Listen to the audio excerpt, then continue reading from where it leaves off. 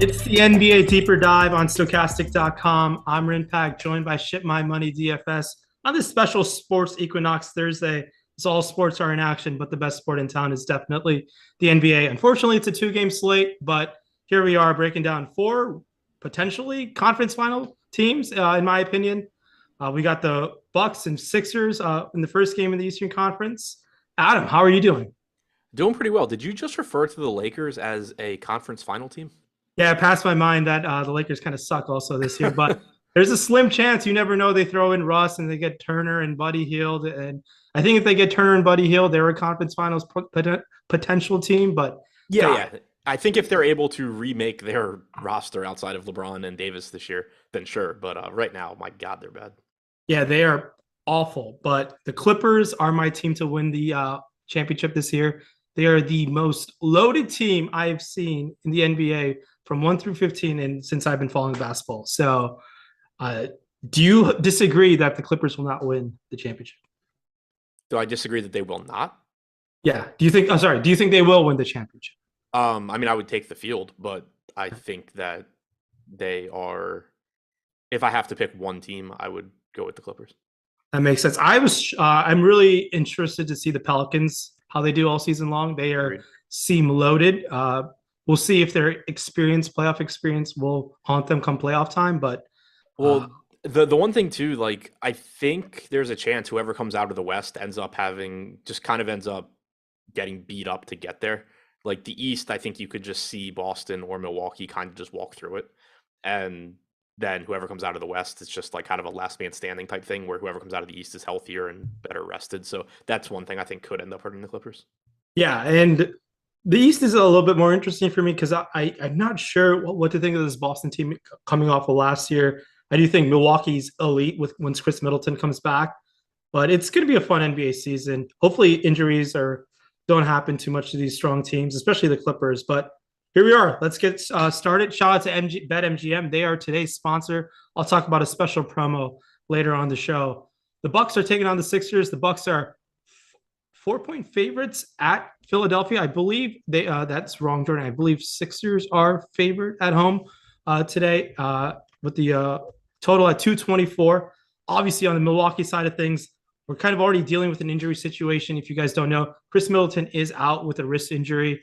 So that leads us to the situation of kind of the duo of Giannis and Drew. To me, they look outstanding across the board at their respective ownerships. Giannis is obviously on a two-game slate, kind of always going to be a priority when he's going to be odds-on likely the high-scoring player on the slate. It's tough to move away from that. But Adam, just let's start with Giannis, the big center, the center point on the Bucks team. Yeah, I mean, he obviously looks great. I have him projected like 4 points higher than Embiid, who's the next highest projected guy. So clearly going to want to get to him a lot. We have him on DraftKings being basically correctly owned at 45% chance of being optimal. He's played 8 total games over the last 2 seasons without Middleton and with Holiday active. He's averaged 1.69 DraftKings points per minute in 33 and a half minutes per game. He's clearly the best point per minute guy on this slate. You could certainly argue that maybe he plays a few minutes less than guys like LeBron, but I don't even think that's a guarantee. It's just certainly possible. But far and away the best point per minute guy. So I don't really see any case you could make for Giannis not being the highest projected player on the slate. And right now, I don't think the ownership's problematic either. Yeah, and it's tough not to love him when a guy on the slate who could potentially outscore the next highest scoring by 20 points, it's Giannis, in my opinion. And I got to love him there. But I still also love Drew Holiday at his respective ownerships, 8,800, 7,900, and I believe $36 on Yahoo. I am all for Drew Holiday. I really like his upside in this matchup. I think Drew Holiday might get a little undervalued by the field in this matchup. People might have not realized Chris Middleton is out. How do you feel about Drew today? I think he looks good. I don't love the price point. We do have him going a little bit over owned on DraftKings at 7,900, 34% ownership, 26% chance of being optimal. But you do see a little bit of a bump for him in those 8 games that I mentioned over the last couple of seasons. 1.13 DraftKings points per minute, 27.5% usage rate, 29.3% assist percentage. Obviously going to be heavily involved. I think he looks good. I think right now maybe going a little bit over owned, just One thing that I think is kind of difficult. This is similar to the other slates we've seen this year, and that two gamer, it kind of didn't work out this way. But I think a lot of players in this 8K ish range are sort of tough to get to because the top end guys aren't expensive enough. Like Giannis at 10.7 is clearly underpriced by a lot. Same goes for Embiid, same goes for LeBron at 9,300. So while 7,900 is certainly reasonable for Holiday, I don't think there's quite as much value there as there is on some of these other guys that I would really like to get to. I completely agree with you. And my thing is on a 2 game slate, I don't think going to Drew Holiday makes you that much different, but I like his potential of helping you get there just because of there's no Middleton. I think the field is kind of forgetting that he's out. And I know his pricing puts him on an island where you're gonna have to sacrifice some value elsewhere. But you do bring up a great point how that pricing is kind of puts him in a weird line of construction bill there. But everyone who's watching, appreciate the great messages in chat. Make sure to hit that like button before we pass this off to the live before lock crew. If we can get, there's already 700 people watching. If you can get me 300, 400 likes by the time I get to the BetMGM read, that'd be fantastic. I'll take that any day of the week. Now, this comes kind of with no Middleton. The rest of the Bucks are just meh. One of them is going to be really good just because of how the ball is going to roll out, in my opinion.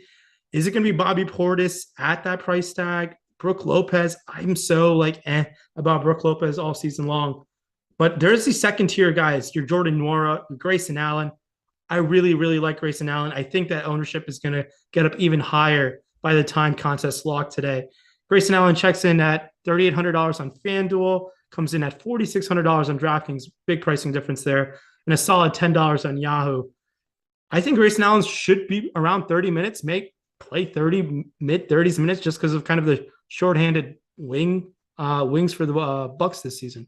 Yeah, the 7 games he played last year where Middleton was out and Holiday and Giannis were in, he averaged 30.2 minutes per game. He averaged 0.96 DraftKings points per minute as well. The one thing to keep in mind there, though, he did have an 18.9% usage rate, which is fine for Grayson Allen, but he shot 48.2% from 3. So I don't think you can just blindly say, like, oh, yeah, he's going to average a fantasy point per minute without Chris Middleton. He's not going to shoot 50%, or, over a lot. He certainly could tonight, but over a bigger sample, he's not going to shoot close to 50%. But the opportunity should be there. I agree with you that he's likely to get around 30 minutes here. Certainly more favorably priced on FanDuel, like you said, but 4,600 looks pretty good on DraftKings.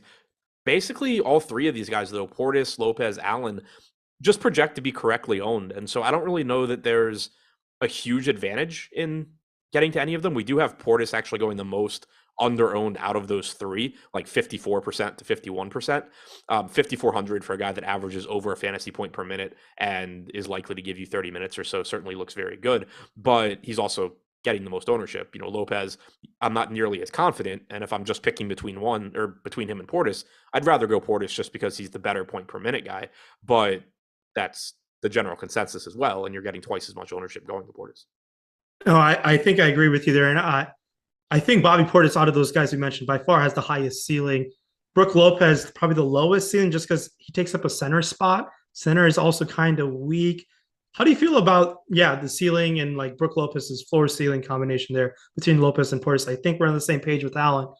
But if I was playing one lineup and I have to pick between Portis or Lopez, I would go with Portis. Is that how you would also intend to go that way as well? Yeah, I would certainly prefer to get to Portis. He's just the better point per minute guy. But, ultimately within a lineup, I don't think it makes a big difference. Like Lopez's ownership is where it should be. Portis's is slightly lower than it should be. But for the most part, like you're getting twice as much ownership going to Portis. I would certainly prefer Portis, but the ownership is also there. So like, assuming I have a contrarian piece or two elsewhere in the lineup, I would prefer Portis in a given lineup. But it's not like I think Portis is going wildly under-owned or anything. Yeah, and I think you hit that spot on. And based on just range of outcomes, like that's just how like the ownership, the field is, I think, headed in the right direction there. But a guy off the bench who I might be also interested in just getting above the field on is Jordan Nwora. I think Jordan Nwora, whenever he's on the court, he's just going to shoot the ball. This guy is definitely just loves to chuck the ball. His price tag makes it difficult to go there because he does not grade out as a strong value play by any means. He's $10 on Yahoo, poor power forward over there, but 51 and I believe 40 $4,300 over there. So Jordan Noah is someone who can get hot off the bench, and sometimes that's the one guy you need on a 2 game slate to really kind of set your lineup apart. I really like Noah's upside. He doesn't grade out in terms of data perspective well, but in terms of range of outcomes, I think Nora can get you high 20s, and that could separate you from the field. Talk to me about Nora. I'm not as interested. I don't think he fits very well as their like I don't think he's a replacement for Middleton. He only averaged 16 and a half minutes per game in the ones where he played without Middleton and with Holiday and Giannis. Like, you need the ball in Giannis's hands. Jordan Moore is not going to come out there and just, shoot lights out from three typically. So I I have a really, really difficult time getting to him at that price, even at the low ownership. Like, I agree with you. If he somehow runs into 30 minutes, he is fantastic, knowing he's going to be 1 to 2% owned. I just think that's pretty unlikely given that Giannis is in. No, I think you bring up the great counter argument to that. And as like a tournament players, we're looking for guys who can catch the lightning in the bottle. And for me personally, I think Nora can do that. And I'm willing to take a chance there. He also does change up my roster build there. As we round out the rest of the Bucks, any interest in Javon Carter, the skeleton of Wes Matthews, Serge Ibaka, any of these else, the second tier bench of Mike Budenholzer's rotation, anyone else you're interested in on the rest of the Bucks? I'm like shrugging my shoulders. I'm willing to look at elsewhere. I have a little bit of interest in Javon Carter just because on DraftKings he is 3K flat. We have him projected for 7% ownership, which we also have being a little bit low. Mostly it's just I don't know how much I'll actually need to get to Javon Carter, but if I need a value piece, I think it's just a little bit easier for me to get to a 3K Javon Carter than a $4,300 George Hill, when I think they are basically the same play. You're just paying a premium for Hill.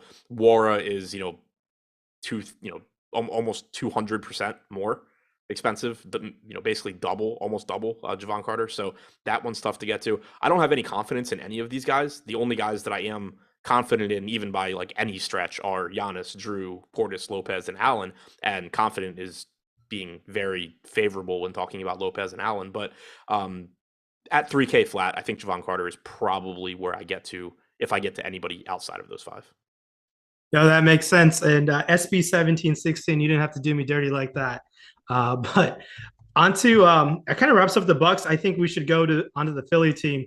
Philly's already played a game, and for what it's worth, none of the 4 teams playing today are on a front end or a back end of a back-to-back. It's the first week of the season.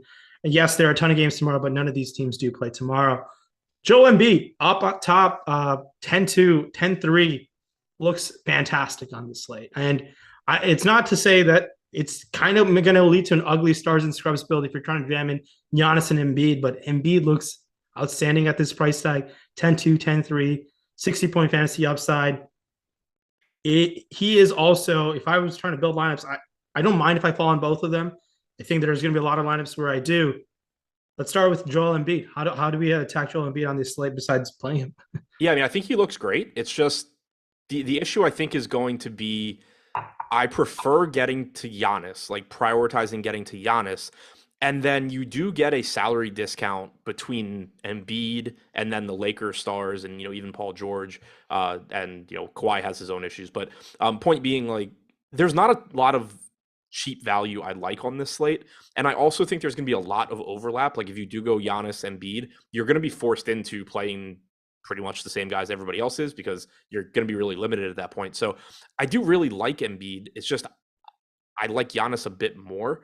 So I think it might be kind of difficult for me to get to Embiid when I can build relatively strong lineups that have like Giannis, Davis, and or LeBron. It's more difficult, I think, to build strong lineups with Embiid. And then also, you can roster Giannis at a forward spot. You don't have to roster him at center.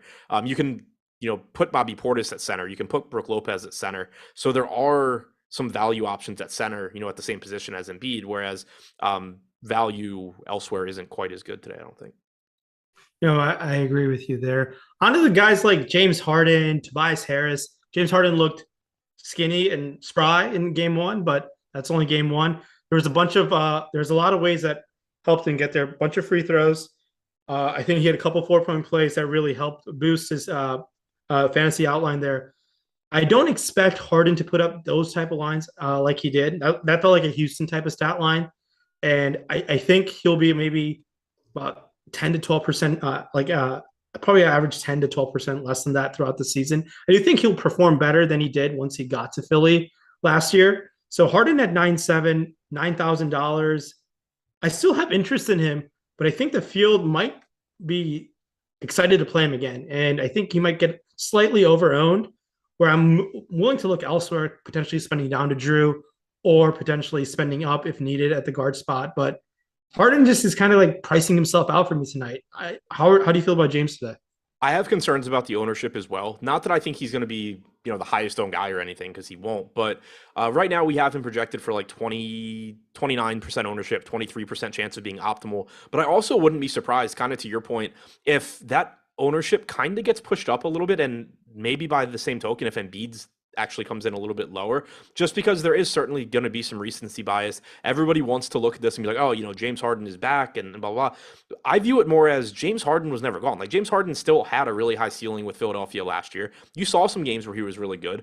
And if you look at the 21 games he played with Joel Embiid in the regular season last year, he had a 24.8% usage rate, 41% assist percentage. He averaged 1.3 DraftKings points per minute. He didn't do a whole lot differently last game. It just kind of stood out because he was a lot less popular than Embiid and he beat Embiid. But Harden played 37 minutes. He had a 25% usage rate, 56 and a half DraftKings points. Like, he was obviously really good. And I'm not saying he wasn't. I'm just saying, like, I view Harden exactly the same way today as I did last slate and as I did last season. Yeah, and I mean, if there's a place you want to play Harden, I recommend doing so on Yahoo, where it's $38. I think that's a place where you can definitely get over the field on. I do think Harden will perform a little bit better. Just maybe another year of getting a training cap under him, but he's James Harden. He's as elite as he gets throughout the season.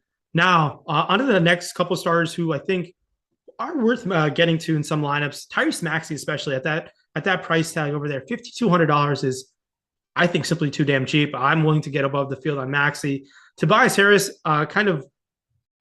I feel like I will probably fall under the field on a guy like Tobias Harris. He's not someone who I'm actively getting above the field on. He's in this new role. He's very scoring and rebound dependent. And it's just not many pathways where I see Tobias Harris succeeding in this Milwaukee matchup. But Maxey, Harris, any quick thoughts on those two guys? I think they're both underpriced. Maxey, so both of them have the same issue where with Harden and Embiid, they're just, 18, 19% usage guys. Harris played about 34 minutes last game. I expect him to be in that range again tonight. Maxey approached 38 minutes. I expect him to be around there again tonight. They're both just so cheap right now, where even if you take their average production playing with Harden and with Embiid, they still project well. They're 0.85 give or take fantasy point per minute guys. You can expect increased efficiency. You should get better looks for them than they were getting before Harden came. I do like that Milwaukee typically will allow non-star players to get some open threes. I expect them to be much more heavily focused on getting the ball out of James Harden's hands, which can benefit guys like Maxey and Tobias Harris. And they're just so cheap where, like, I think the really good example is how it went for Maxey last game, where he didn't really do a whole lot. And like, if you were watching the game for a lot of the game, you just heard Stan Van Gundy basically complaining that the Sixers weren't using Tyrese Maxey more frequently and they weren't getting him the ball, and he wasn't touching the ball in their half court offense, but he still just basically walked into a 6x score at 5K, and now his salary's only gone up $200. So my point isn't that he's just going to replicate what he did last game. He can certainly, just finish with 22 points or whatever. My point is just like how easily he got there. And so you have to keep in mind, like, what happens if they do force the ball out of Harden's hands a bit and Maxey does get to make plays? Because we know he's a really good player, and we know if you give him the ball, he's going to get it done. So I think there's just a lot more upside than downside on Maxey at this price. I think there's upside on Harris at this price too, for similar reasons. I just sort of trust Maxey's skill set a little bit more, because if he needs to, he can create and make plays in addition to knocking down open threes. Whereas Harris, I think you're relying more on, like you said, rebounding. And then, if Milwaukee lets him take open threes, then he's going to be in a good spot. But I like both guys. If I only had to pick one, I would lean Maxey. Yeah. And it's just, I think $5,200 versus $5,500. I will take Maxey at that price tag if you looking to spend that amount of money. Maxey is someone where you get the 3-point bonus on DraftKings as well. It does help him over a long period of time over there on DK. He's just simply too cheap. I think he's more of a $6,200 player than a $5,200 player. So I would try to take advantage of that while you can.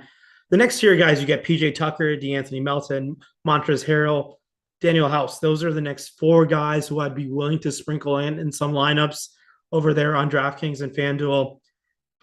As crazy as it sounds, I'm probably the most interested out of the 4 guys I mentioned in are probably Melton, House, Harold, then Tucker, just in that order is how I'm looking at it, just because it's early on in the season. I'm embracing the volatility.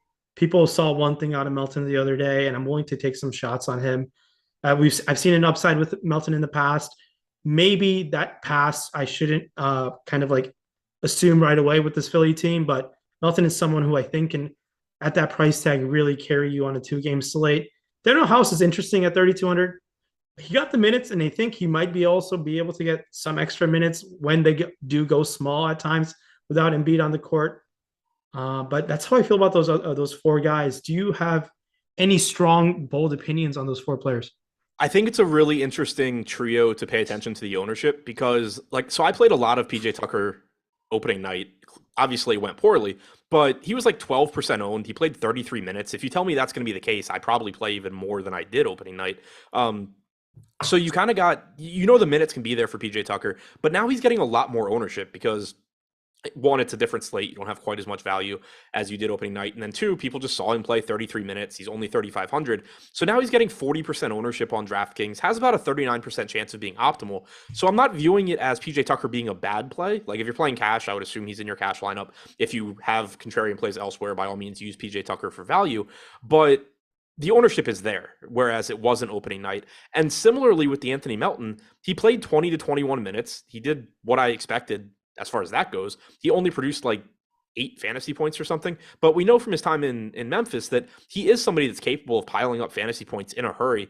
He's somebody that I've typically on slates like this just wanted to play a lot at low ownership because he's really volatile. He can pick up steals. He can get out in transition, make plays. There's just a lot of times where he disappoints, but there's also a lot of times where, if you're watching the game, it's just like, oh, cool, DeAnthony Melton just grabbed me, 10 fantasy points in 3 minutes off the bench, and I'm in really good shape for the rest of the game now. So he's like a really volatile guy, but he's also getting 30% ownership right now, which I get it because there's a lack of value on this slate, but I'm also a little hesitant at that ownership, which brings me to Daniel House. What is really interesting to me, you mentioned, he got 16 minutes last game, which for one, that's fine. Like he's 3,200. He certainly could pay that off in 16 minutes. What stood out to me though, was he played every minute that PJ Tucker was not on the floor. He played a couple alongside him as well. But PJ Tucker is perfectly capable of getting in foul trouble. As a starter last year, he averaged around 28 minutes per game, which is 5 less than he played yesterday. I realize it's a different team, but part of the reason that he averaged fewer minutes in those starts was because he frequently gets in foul trouble. If Daniel House is the most likely guy to be replacing him, then you have a pretty easy path to Daniel House suddenly playing 20 to 22 minutes at 5% owned and 3,200. Now, he doesn't have to be the guy that replaces him. Like maybe if PJ Tucker were to get in early foul trouble, Matisse Thybulle just becomes part of this rotation or something. That's possible. But based on the rotation we saw last game, it seems likely that if Tucker, for any reason, played like 5 fewer minutes than he did, you're probably getting 5 more minutes for House at basically no ownership. Yeah, and if there's a time I ever played Daniel House, it's on a 2-game slate or a showdown slate. And those are the type of plays, like they're kind of thin, but in terms of tournaments, sometimes you just need a couple buckets. And at 3,200, if Daniel House gets you sometimes 17 or 18 can get the job done, and you'll be really thrilled to get that out of it. And it helps you also get you that extra stud in, which is super valuable on these 2-game slates, in my opinion, with that type of salary relief. Outside of that kind of wraps up the Sixers. I do want to talk about BetMGM. They are having a great promotion right now where you can make $10 into $200 by taking advantage of an NHL pregame bet. So that's essentially get $10 sitting around. I have a $10 bill right here. Jordan gave me this. And then you can turn this into $200. So all you got to do is take advantage of the description. Go to that link, hit that link, and then I recommend placing a bet on the Rangers or Calgary Flames. I believe they're minus 300 to win. So if you take advantage of that, you'll be able to turn $10 into $200. Make sure to take advantage of that and don't miss out on that opportunity. I have another special promo I'll talk about after the Clippers and Lakers game, but onto the Clippers and Lakers. The Clippers are only 5.5 point favorites heading on, taking on the Lakers. The Lakers, they're both playing at home, but the Clippers should just absolutely destroy this Lakers team, right? Yeah. I mean, they're much better. Yeah. This Clippers team, I think, has the potential just to sweep across the boards. There's potential someone to win MVP, Coach of the Year, bunch of like first team options. I think this Clippers team it should win 60 plus games this season. They're absolutely elite. And we'll talk about this Clippers team where they're just flexing on the NBA saying, we'll bring off Kawhi off the bench and still get all these dubs. So we'll start with Paul George. Paul George at that price tag, $9,200, $8,900, $41 on Yahoo. Paul George now playing in that first unit without Kawhi Leonard potentially coming off the bench. I expect Reggie Jackson to start this game based off of Chris Haynes' report over the weekend. Paul George, 9,200, taking on this Lakers team, $8,900. He's looks awesome, but he's priced in a weird position where like I'd rather want to spend up to Harden, spend down to Drew. What do we do with PG-13 today? Yeah, that's really the question. Is it's a tough spot. Like for me, he projects very similarly to Harden. So I don't have a strong lean between them, but we do, and we have similar ownership between them. So they're kind of just like the same thing to me. The issue for me is that Anthony Davis is $300 less expensive than George. LeBron is $400 more expensive than George. I have LeBron a lot higher in terms of median projection. I have Davis a little bit higher, but he's less expensive. And so I'm going to prefer getting to those guys outside of, maybe if I'm just trying to save a little bit of ownership, because George is pulling 29% compared to LeBron at 53%, Davis at 38%. So to me, he's just kind of an ownership play. We have his optimal percentage in line with the ownership projection. So it's not like he's really going over owned. But, if I I would just prefer getting to LeBron or Davis. Yeah, and I agree with you there. And going on to Kawhi Leonard, are we just going to get a little bit of paralysis by analysis here where, yeah, they're bringing him off the bench and kind of like what we saw Steve Kerr said the other day, kind of all fell for like, oh, the guys aren't going to play 30 minutes. And then he said they are. It's going to suck when Kawhi Leonard, if he comes off the bench and plays 36 minutes, because I think his minutes ranges from like 24 to 32 tops, and it really limits his ceiling. Can Kawhi Leonard lay it down and put up 50 fantasy points in 30 minutes? Yes. Very unlikely that happens in this situation. It puts me in a very odd situation. How do I handle Kawhi Leonard on the slate? Do you have any suggestions?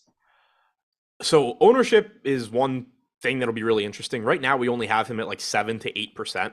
So I do think there's at least merit in getting there, kind of like there was merit in playing Steph Curry the other day, even before the most recent report that he wasn't actually going to be limited. Like, even when we thought he was going to play 30 minutes, it was just like, all right, he's clearly not the best play, but Steph Curry can just go nuts in 30 minutes. And the same thing for Kawhi.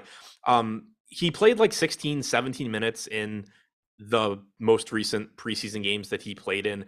I find it hard. Like, it's certainly much less likely to me that Kawhi actually comes out and plays like 34 minutes than if, even again, without that most recent Steve Kerr report, if it had just been like Curry went out there and played 34 minutes, that wouldn't have been that surprising. If Kawhi does, I'd be more surprised, but I wouldn't be that surprised if he managed to get to like 28 minutes or something.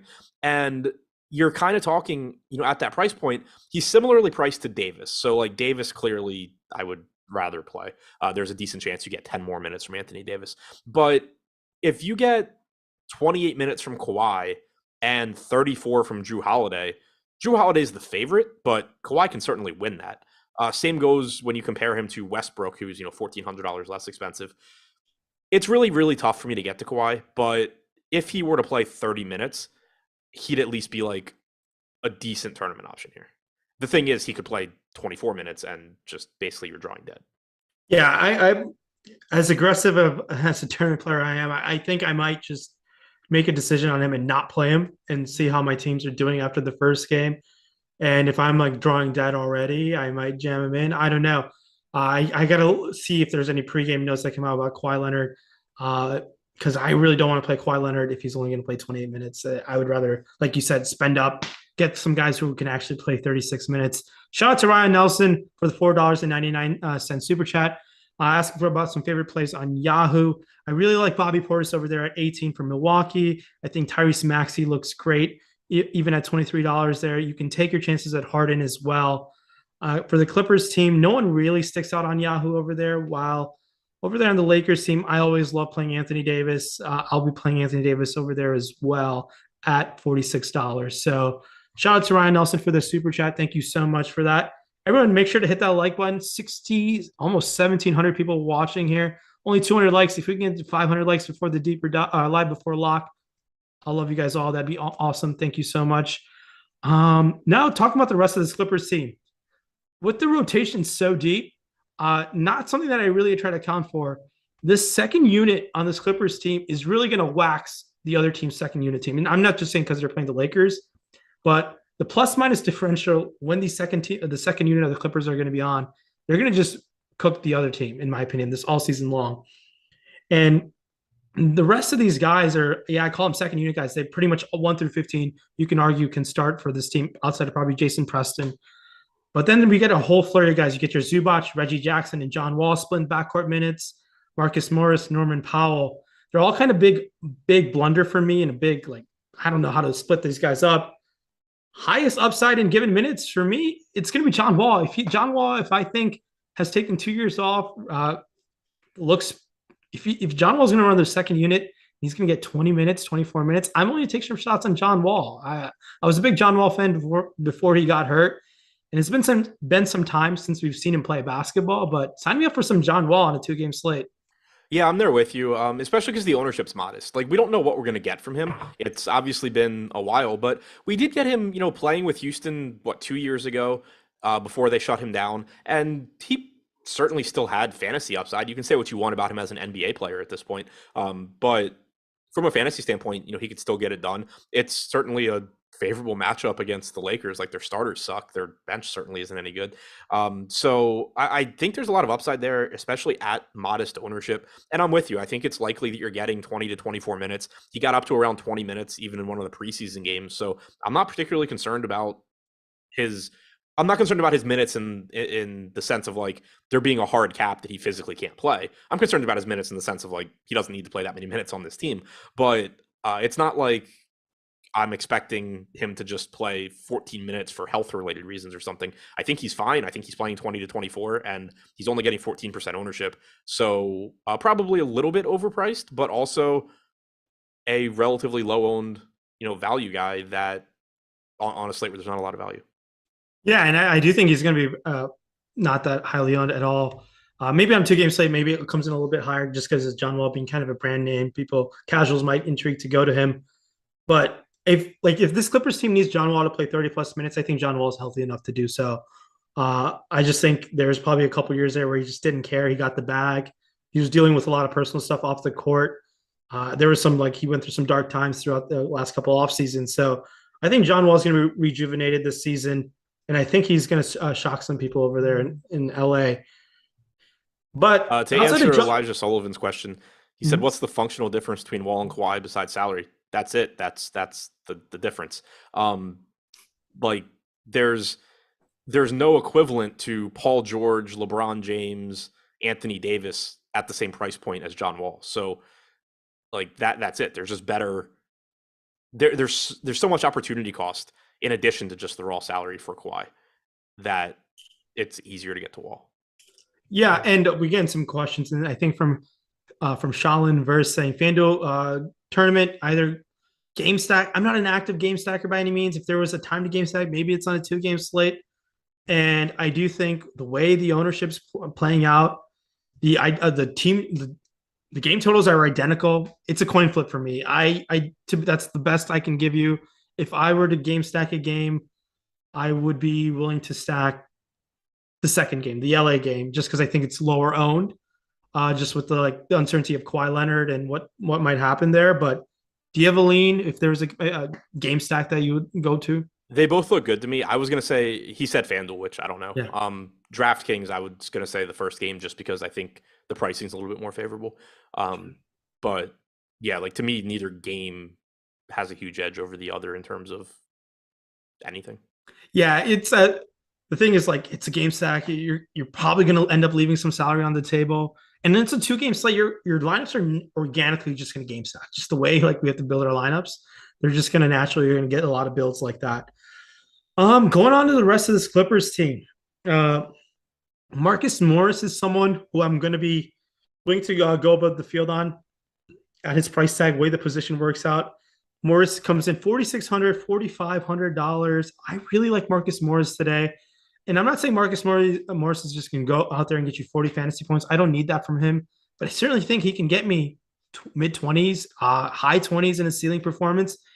Talk to me about Marcus Morris Senior today. I think he looks fine. To me, he's kind of comparable to John Wall. And he's getting a little bit more ownership. So that's the one concern I have. I have them projected similarly. Morris is a little bit less expensive, so he is the better value, but 20% ownership coming into Morris compared to 14% for Wall. We have Morris projected about a little over a point higher as well. So very similar there. I think Morris is certainly a reasonable value option. I don't think he should necessarily be pulling that much more ownership than Wall though. Yeah, I think it's purely just kind of like he's not like he's not a scrub value. He's like just like a value under 5K that I'm willing to play. And I think he has a potential to get there. Like I'd rather play $4,600 Marcus Morris than a $5,900 Norm Powell. While Norm Powell on 5K, I would rather play him over there. I believe he is 5K on DK, while $5,900 on FanDuel. So very site specific. These guys come in when you're taking a look there. Now, with the uncertainty of Kawhi Leonard's minutes, what does the rest of the rotation look like for you? Is it Luke Kennard, Terrence Mann, Nick Batum? I think Mann and Kennard get the bump over Batum, but it's like up in the air. My guess is as good as yours, but do you have a lean one way or the other, and how those minutes might look down? And should we be targeting them in any of our lineups today? So I'm not very confident in it at all. I think really it wouldn't even shock me if the answer is sort of, it depends on how the game is going, who we need to rest at any particular time. But the problem is just like they can move guys. This whole team can just defend like every position. So it's not like you can just go through the rotations and be like, oh, well, they need Batum because they're going to have to sub out Marcus Morris. And like they can just slide down. They can go to Kawhi and slide guys down. They can, move George down a spot or 2 spots. Like it's really, really difficult. And I think it's gonna be difficult all season long. This isn't even a team where I think you can necessarily see what they did tonight and then say, oh, this is what's going to happen next game. It is interesting to me that in the second to last preseason game, which Kawhi played, he didn't play their most recent. Batum was the first guy off the bench, and he actually played like 13 first half minutes. That was a game where they started Wall, George, Morris, Leonard, Zubats, which could be the starting lineup tonight. My expectation is Jackson, but again, if it's Wall, that's not super shocking. In that game, Batum was the first guy off the bench. You did have Terrence Mann play, but Norman Powell was out. I assume Powell is ahead of Mann, but I don't know if, like, Batum being the first guy off the bench there, that could just be he played Norman Powell's rotation, or it could be that Mann wouldn't have played and Powell would play. So I don't really have a good feel for it. I don't think it matters a ton for DFS because on DraftKings, Terrence Mann is 4,700. I'd be surprised if Mann gets enough minutes that he ends up being a good play at 4,700. Batum is 3,500. I don't think he's a great play either, but it's at least easier for him. Like if he somehow runs into 20 minutes, he's in that like Daniel House category where he could certainly get there. Mann, I mean, he could. It wouldn't be the first time that Mann has killed me on a 2-game slate because I think he's overpriced and he ends up having a big game. But I think it's a lot more difficult for him in the minutes that he could get to even like matter in DFS. Yeah, it's going to be a roulette situation here for me. I have no idea what Ty Lue's going to do. And this is something like for future small slates or night slates, because the Clippers will be on a lot of night slates. I do think this is going to be an evolving rotation where I think Ty Lue's going to experiment different things out based on matchup or based on recent play also of seeing how that goes. And like we might even see Amir Coffey crack the rotation. I really don't know what Ty Lue's going to do here. The guy we didn't mention his name, Ivica Zubac. It's kind of like the Brook Lopez guy here. He's like 5,500. Zubac 5,300. It's just like, sure, if he falls in some of your lineups, They might need him for the Anthony Davis matchup if he can stay out of foul trouble. Their other backup center, like true backup center, is Moses Brown, who I don't think will play much, and they'll run really small. Just with potentially seeing Covington play some five, it'll just be an operation like that all season long, I think. But any interest in Ivica Zubac as we round out the Clippers? Yeah, if he just falls into some lineups, he's you compared him to Brook Lopez, and that's from a DFS standpoint, I think a good comp. He's a better point per minute guy, but his minutes are like your guess is as good as mine on how many minutes he plays. I expect him to be in like the low to mid 20 to 24 range. There is obviously some volatility too in fouls in the spot. He's 5,300 though. He's a good point per minute guy. He's getting like 18% ownership, which is a little bit less than Lopez, which is nice, but he's also more expensive. So to me, he's just very comparable from a DFS standpoint to Lopez. Yeah, I just want to say thank you to a couple of super chats. Shout out to Eric, 499 super chat. Good luck to you as well tonight. We appreciate you watching us today. My filler arc with a very, very strange question. Sandro Mamukelashvili or Wesley Matthews or Nicholas Batum. Thank you for the 199 super chat. God damn, you could have spent that 199 on something else, but I'm very likely to have 0% of all three. In terms of upside, and if there's going to be a Brook Lopez sprained ankle, it's going to be Sandro Mamukelashvili. But the other two, like, I cannot really look at Wes Matthews and Nick Batum like that. How about you? I mean, I think it's Batum just because, more often than not, Mamukelashvili is not getting off the bench. Wesley Matthews needs to play like 30 minutes to get 15 fantasy points. Batum is a much, much, much better point per minute fantasy guy than Matthews. I think Batum is more likely to be in the rotation for meaningful minutes than Mamukelashvili is. My answer is Batum, but again, I probably just won't have any of them. Yeah, and it seems like a situation where my filler archer is probably spending his max salary potentially. I'm not sure, or if you don't already have Daniel House, I would rather play Daniel House over all three. Okay, there you go. And I think I would agree with you there. A guy whose minutes we saw at 16, but it wouldn't shock me if Daniel House ends up with low 20s minutes tonight. There are multiple ways of him getting there. Foul trouble being one of them, like you said, with Tucker. Onto this Lakers team, this god-awful Lakers team, but led with LeBron James and Anthony Davis. LeBron James put up a casual 61 fantasy points there. Now, did you see LeBron James go up to Draymond Green towards the end of the game and just chat it up? And did you see what Andre Iguodala was doing on the sideline? No, I was asleep by then. Damn, it is. Jordan, did you see what I'm talking about? Yeah. Oh, that. I was like, and the whole team just gave him the side eye. I mean, I think this has to be Draymond Green's last season in Golden State. Wouldn't shock me if there's like a trade deadline trade, and just based off what those reactions alone, it was pretty hilarious there. But let's talk about LeBron James, 10-8, 9-3. $54 on Yahoo, expensive over there in Yahoo, but I like those 10-8 and 9-3 price tags. You're going to have interest in a guy when on a 2-game slate when he can be the high scoring player. Yes, I know Giannis is on there, but if you were to play the slate 100 times, I think LeBron James can outscore Giannis maybe 20 times is probably the number I'd put it at. I haven't done any sims like that, but let's talk about LeBron at his price tags today, Adam. Yeah, I mean, I think he's probably the second best play. You can Embiid is in that conversation, but like I said before, Embiid's difficult for me because of the fact that LeBron is so much less expensive. 1.34 DraftKings points per minute in the 21 games he played with Westbrook and Davis last year. He played 35 minutes, give or take, opening night, and that game got out of hand at the end where he could have played more. I don't think that there's anything stopping him from playing like 37 minutes if tonight's game's competitive. And he's the best, I think he's the best non-Giannis or Embiid point per minute guy, and he could play more minutes than all of them. So he just looks really, really good at that price tag. Also gives you forward eligibility, which is nice. It can be kind of difficult to round out those spots, but he gives that to you. And then Davis is really cheap as well. Not quite as good a fantasy point per minute guy as LeBron, but he's also less expensive. He also played around 35 minutes opening night and could play a couple more if tonight's game is competitive to the end. So both of these guys just look like top options to me.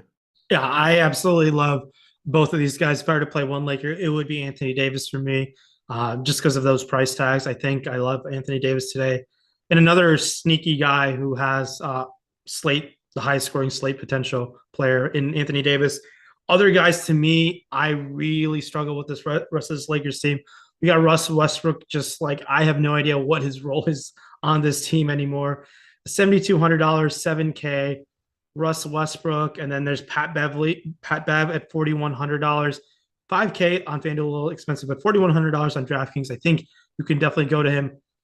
Let's talk about the two $4,100 guys. If you had to spend $4,100, is it going to Pat Bev or Lonnie Walker?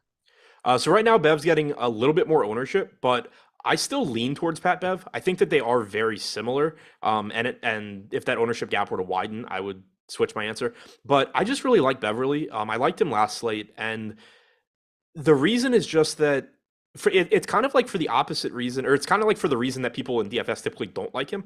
He's not a high usage guy, but he still manages to produce. Last year, he played like 600 and something minutes with all three of Anthony Edwards, Karl Anthony Towns, and D'Angelo Russell on the floor. Averaged like 0.88 DraftKings points per minute. Averaged 0.92 DraftKings points per minute this preseason with the Lakers. And he doesn't need that usage. So he's not somebody where it's like, oh, well, yeah, he's going to disappear though because he's playing with Westbrook and LeBron and Davis. He gets defensive stats. He gets enough rebounds. He gets enough assists. He just does everything when he's out there where, yeah, he's basically never going to go get you 40 or 50 DraftKings points and single-handedly win you a slate. But he does produce at a pretty high rate. And then from a playing time standpoint, as a starter last year, he averaged about 28 minutes per game. And obviously it was for a different team, but I expect it to be similar here, at least for the time being. If you look at opening night, he played like 24 to 25 minutes. He did have some foul trouble, though. Part of that was mitigated by a very long rotation from like midway through the third through most of the fourth, but still probably lost a few minutes to foul trouble. So you kind of get that 28-minute average, but if he avoids foul trouble, you could easily get 30 to 32. If he's in foul trouble, you get like 24. But even if he plays 23 or 24 minutes, at 4,100, he's paying off that price tag if he just plays at, produces at his normal rates. Lonnie Walker, I think, very comparable. Like I said, just probably playing 26 to 28 minutes. Don't have quite as much confidence in his ability to produce peripherals as I do Beverly's. Yeah, I think you nailed it. It's if I had to play one of those guys, it's Pat Bev, and Pat Bev's salary just works out pretty solid over there on DraftKings.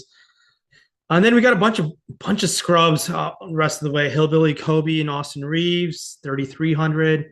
Matt Rayen, he is someone who can shoot to three, like lights out. Your atypical white guy who can just shoot from distance. So Matt Rayen at 3K, I don't think I can play him, but damn, he might fall in some one or two lineups just because if I was trying to max out salary, because he's the flat 3K. We haven't talked on many flat 3K players today. He's one of them. I can't play him on FanDuel, but I'd be willing to take some shots there. Any interest in the second half of these scrubs? I know I didn't mention Kendrick Nunn, but any final thoughts on Kendrick Nunn and the rest of this Lakers team? I mean, I think Kendrick Nunn looks like one of the better point per dollar values at 3,700. He probably got a couple of extra minutes last game with the Beverly foul trouble, but I don't think it was too much. Like, he ended up playing 23 minutes. He subbed in very, very early in the second half, but then he played an abbreviated stint, didn't come back until basically his normal time in the fourth quarter. So I expect him to be in that 20 to 24 minute range here. He's a good enough point per minute guy that at 3,700 he looks like one of the better values. Even though I don't think he plays as many minutes as somebody like PJ Tucker, I do trust his fantasy production a bit more than PJ Tucker. So to me, they're pretty comparable. You are getting a little bit less ownership on Nunn. As far as Matt Rayen goes, I don't know how much I get to. He played almost 18 minutes last game. He does at the very least fall into that category of, if I don't play him, I'm kind of going to be on edge the entire time I'm watching the game, because it's going to piss me off so much if he just knocks down 5 threes and you need him to win a tournament. He at least has that in his range of outcomes. But that being said, I still kind of doubt that I end up getting to much of him. Yeah, this Lakers team is going to be gross until if they can do some trades. I believe it's is it December sometime they can start trading free agents or something, or previous year free agents. And maybe they'll be better once Dennis Schroeder comes back from injury. Wenyen Gabriel did play the backup center minutes. He is also 3K. And I think I would rather play Wenyen Gabriel if I were looking for a 3K guy than Matt Rayen, maybe. But it's a gross lineup build if you're trying to look to close out your salary at 3K there. That's really about it. If I were to roster one Laker for me, it's going to be Davis. If you had to pick one Laker, is it LeBron or is it Pat It's Bev? it's LeBron for me. Pat Bev would be in the conversation too. The one other thing I will mention is while we're on the topic of completely ugly, cheap guys that I'm probably not going to play, Juan Toscano Anderson is right in that Hell conversation with no, Ryan hell and no! Julius I'm Randle. not playing Juan Toscano Anderson. He's no different to me than Matt Ryan or Wendy Yeah, Gabriel. no, I can't play any of these guys with like a Yeah, straight. yeah, no, I'm with you there. I'm just like he's the same thing. Like I think we touched on like Daniel House is by far much better plays than any of these guys, the 3-3 guys and under. Yeah, I like You it. know, I'm on Daniel House ahead of all three of them. yeah, so that's how we feel. But look, hey, it's a 2 game slate. We got to talk about some of these scrubs a little bit. Um, I think we should move on to lineup generator. That kind of wraps it up. We're going to spend some time talking about lineup generator. If you guys want access to this awesome tool our data and tools team has built, there's been a lot of people who are getting a lot of success right off the bat is with this lineup generator. And you can get access to this is if you use promo code Hardwood, you can go to stokastic.com/promos and get 10 days of Stokastic Plus data and tools at for $10, only for $10. That's all the sports, NFL showdown tools, NFL main slate tools, huge MMA card. I know Adam's an avid MMA player. Huge MMA card this weekend in Dubai, and I think obviously this NBA lineup generator. Let's build some lineups. But first, go to stokastic.com/promo so you can access the lineup generator. Jordan, if you want to flip back to lineup generator, let's do a quick few minute demo before we wrap up in 4 minutes. All right, let's go to DraftKings. Let's do tournaments and let's see what shows up. Adam? Are you feeling contrarian, balanced, chalky? See what shows up as contrarian. I'm interested, given how I hate every contrarian player today. All right, let's see. Let's see what shows up. Lineup gets Javon Carter, Pat Bev, LeBron James, Giannis, Ivica Zubac, Maxey, Bobby Portis, and Russell Westbrook. Yes, that is very contrarian in my opinion. Getting Russell Westbrook in your lineup is very contrarian in my opinion. And it's not a lineup that I think if I was building one that I would roll out there, but that's the beauty of lineup generator. It will start making lineups from you from a huge amount of simulated lineups our data and tools team is building out. And then you can save or discard them kind of just based on what you feel comfortable looking at based on the data for ownership projections, your fantasy point projections. It really is awesome. It's doing the work for you based on what you like. And if you should definitely take advantage of this, even if you're a 3-max player, a single entry player, heck, even a 20-max player, we do have the feature where you can save your lineups and export up to 20 lineups, if I'm not mistaken. So and we have this available for DraftKings, something that I would take advantage of. Personally, I would discard this lineup. Would you save this lineup? I actually don't mind it. Oh, wow. Why don't you? What makes you, I guess, want to the reasons why you want to. I mean, it's got LeBron, it's got Giannis, it's got Beverly, it's got Maxey. Like, I think those are 4 of just the best plays today. Portis, I would say, is a 5th, like just very good play. Javon Carter, obviously, dart throw sucks. Don't want him, but it's a 2-game slate. Not going to like everybody that I have. Same goes for Westbrook, but I do at least think Westbrook makes he has a path to success. He's over a fantasy point per minute guy that played 30 plus minutes last game. And then the same for Zubac, where he's probably not your optimal play in that price range, but that's why he's 16% owned. So, I mean, it just kind of fits the build of how mine typically turn out, where I have, like 5 or 6 really popular guys and then just hope to run good on 2 or 3. Yeah, no, I think that's a very solid counter argument there. And for me, why I think I was a little against it is probably like Russell Westbrook. I just think his floor could be like 20 fantasy points just because I think they might just like not play him much minutes. I don't know. We'll see how that evolves throughout the season. Jordan, well, let's pull up another one. Let's do one for FanDuel. Can we pull up FanDuel?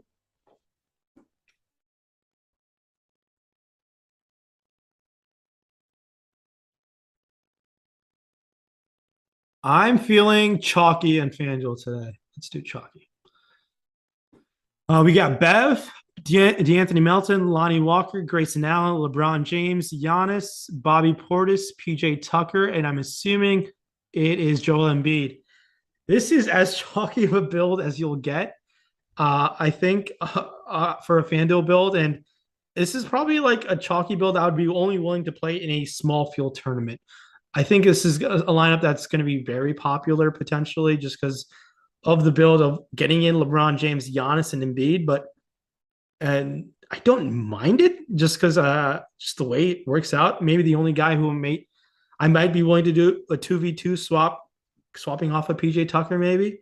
How do you feel about this lineup in terms of a chalky perspective on FanDuel? I mean, it's a good lineup in terms of projection. It's got to be one of the best projected lineups there is. The ownership is problematic, like you said, if you're playing anything of any size. I think it's okay to play like a 50-man tournament. Yeah, I think that'd be fine. Like, well, if you're trying to build a huge I assume it's not. I assume it's not the like optimal that everybody's going to have. So that's gonna get you away from a lot of dupes. Yeah, no, I just wanted to do a quick demo with you guys all. If you guys can hit that like button, I know we're just above 300 likes. If you can hit that to 400 as I pass this off to the live before lock crew, I want to say good luck to everyone. Make sure to use the Hardwood promo. That's $10 for 10 days. Stokastic.com/promos. Thanks so much and good luck. Hey, it's Pete McCarthy here on the Odds Shopper YouTube channel. We're looking at No House Advantage tonight. The third day of the NBA season. We got another 2-game slate to look at, and we are going versus the house over at No House Advantage. And if you haven't played this, be sure to check it out. You can hit up to 20 times your money. You get 5 out of 5. So let's try to get you 5 out of 5, or at least 3 out of 3, and you can figure out the last 2 on your own. Hey, give us a like, subscribe, keep up with all of our shows, DFS offers, giveaways, and much, much more. Once you do subscribe, hit that notification button. That's going to get you alerts when our shows go live. We got a lot of shows these days. It's a good thing. We got NBA, NHL, NFL, baseball playoffs, all happening at the same time. College football as well. So you definitely want to get those alerts. And we got a lot of shows going live. We'll keep you busy. We'll do the work for you. And then you can just put in the bets and have fun and sit back and watch a lot of TV. Don't forget that almost all of our content is available in podcast form on the platform of your choice. You can take us on the go, and you can help us out by leaving a 5-star review for any of those podcasts that are out there. So what are we looking at tonight? We got 2 games. We get our first look at the Milwaukee Bucks and Giannis and company taking on Joel Embiid and the Philadelphia 76ers. That's a great matchup. That'll be fun to watch. And then it's the Lakers again. I don't know. They're like they're a thing. And they are taking on the Los Angeles Clippers, who look pretty good this year. So let's start with my best pick of this given night. Best prop as we're looking at. I'm going to look at James Harden. So we're staring at 23.5 points for James Harden tonight as part of No House Advantages versus the house section. Look, we're projecting him at Stokastic for under 19 points tonight. And you can check out our projections for free, stokastic.com, and just go to the No House Advantage tabs over there, and you can see exactly how we line up, especially with the contest section, the pick'em contest over at No House Advantage. But for James Harden, we're well below on the projections. And if you start looking at the sports books, you can find James Harden's line tonight as low as 20.5. So this isn't just Stokastic is projecting the under. This is the books, the casinos. Everybody's got James Harden under this 23.5 number.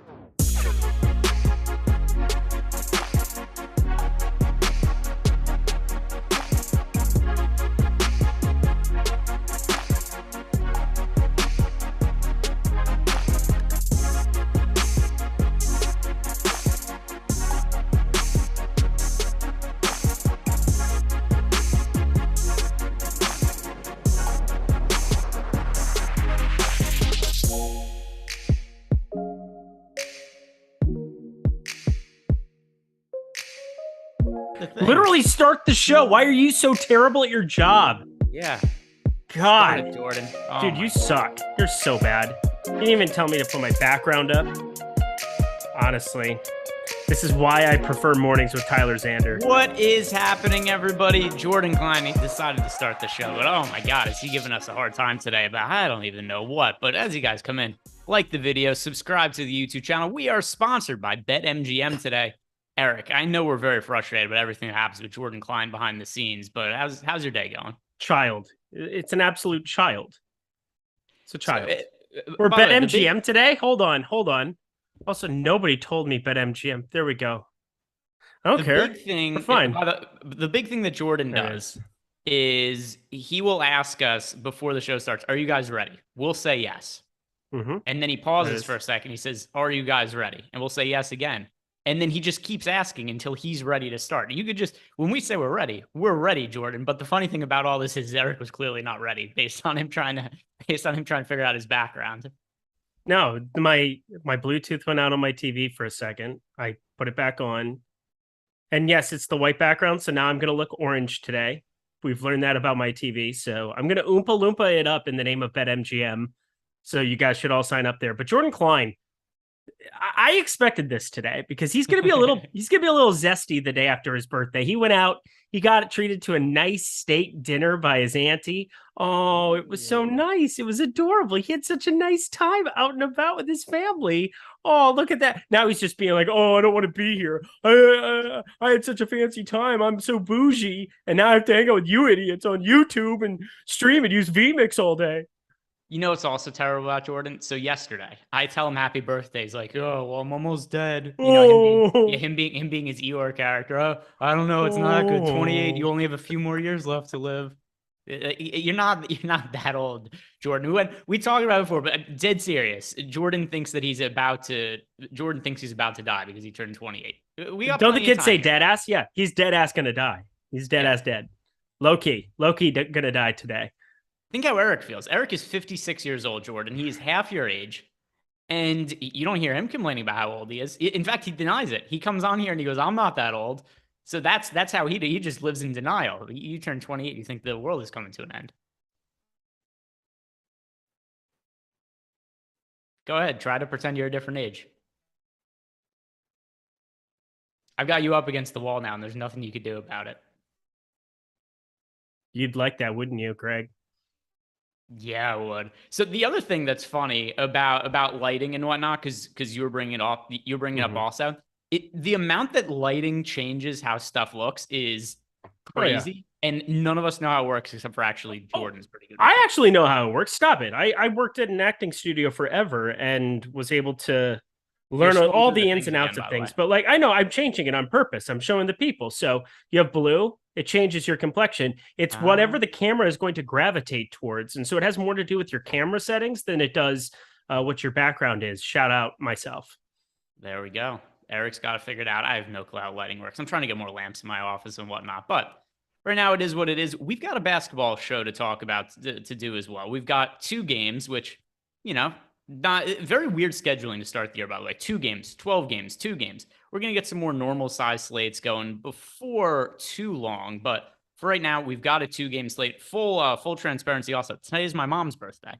So I'm actually going out to dinner right after this. I'm only playing one lineup. I did feel like I have to still get some money on the line and play, but I can't play like mass entry or anything like that. Because if something crazy happens, like a Steve Kerr situation where he decides that he's changing the minutes limits of his players, I'm gonna be out at dinner and there's nothing I'd be able to do about it. So just playing one lineup today. I did build out full sets of lineups though, just to see if I was playing 150 across DraftKings and FanDuel, how I would be approaching the slate. So still, I've come prepared to talk about all things DFS today. Eric, I know that 2-game slates also typically not your favorite kind of slates, but just in general, do you have any broad picture thoughts about this slate before we start breaking down the positions individually? Yeah, I think there's going to be a lot of people. So this happens in NBA every single season. I think the most important thing you can do is take everything you saw the first time out with both of these teams with a grain of salt. You can't make the box score complete legend based on what we saw in that first game. Now, the field's gotten a lot sharper in that regard. Before they would hit eject on a Patrick Beverley going into this game. Oh, he didn't win me a tournament last time out. I can't play him. But there is some bad chalk today. There's some really, really uncomfortable chalk that I think I'm not going to play it. Like there's just certain guys that I'm going to be getting away from in bulk. And yeah, in tournaments, in these massive large field tournaments, it's usually like a 1v1 or 2v2 that's going to get you to the nuts.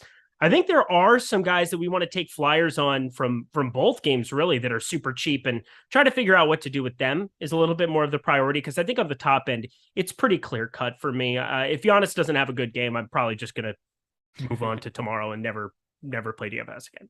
Yeah, I think it's kind of hard to parse some of the guys at the top. Like, obviously, Giannis, I projected for the most fantasy points on both FanDuel and DraftKings. FanDuel, he's the most expensive by a little bit of a margin. DraftKings, the gap is a little bit less so. But at the same time, too, we're seeing DraftKings just underpricing stars so much that I'm able to fit like 3 stars into lineups that didn't have Giannis when I made out my build. So I do think that there's a little bit of an opportunity cost in terms of playing him, just because it does come with maybe not being able to fit, like Harden, AD, LeBron, or something like that all into the same lineup. But I do him projected for the most fantasy points overall. And those are there are a couple of injury points that we have for this slate. So Clippers and Bucks both playing their first games of the season. For the Bucks, there's no Chris Middleton to start the year. For the Clippers, Kawhi Leonard, it seems like he's going to be playing off the bench and play limited minutes. So one other thing I just want to talk about before, because this is something that came up the last time we had a 2-game slate. Do you buy into Kawhi coming off the bench and playing limited minutes, or are we going to find an hour and a half from now that not true? He's starting, he's playing like 34 minutes. Won't matter, because I think either way, I would much rather just play Giannis and LeBron. I will have enough LeBron where a $900 difference, if I really need to get to some, so be it. But late swap's a big part of my process. So have fun out to eat and doing your thing. That's why you're only playing one lineup. I think that's why you should only play one lineup. But I'm playing a lot more than that today. And part of it is just the ability that if that news comes out where he is starting and we find out that Ty Lue's a damn dirty liar, which I don't think he's that guy. There's other coaches that I have a lot of apprehension about, even though Ty Lue. Oh, wait. No, Paul George. He's an absolute disaster. I hate it. Never mind. Was that when, I forget, was that when Ty Lue was the coach, though? It was Ty Lue. Yeah. It was 2021. Yeah. Yeah, coach is not always trustworthy. We found that out with Steve Kerr the other day. I thought he was a man of his word. Ends up not being the case. We can never listen to that filthy liar ever again. But let's start. Oh, actually, we got a super chat right here. So we'll answer that. Then we'll start talking about some of the guards on this slate. Starting with our guy, Eric Traub. Happy birthday, Mama Third Leg. Not exactly what we call my mom, but I will tell her that. Yeah, that's not what we call her around the dinner table. Oh, man. I have some jokes. I'm going to keep them to myself. It's a respectful day. It's a day of your mother. We celebrate her and love her. Next super chat from RaceFan22. $40 DK single entry. Grayson or Nwora? Thanks, guys. So let's see. Did I get to more of Grayson or did I get to more of Nwora? It's Grayson by a landslide for me if you're talking DraftKings.com. Yeah. To be honest, I don't love either of them at their respective price points. But yeah, if it's one or the other, I do prefer Grayson Allen. Jordan Nwora is probably going to play a somewhat minimal role off the bench. If there's one thing we have to say it's kind of positive about him, he's only projected for 1% ownership, but I think it's probably justified that people aren't really playing him.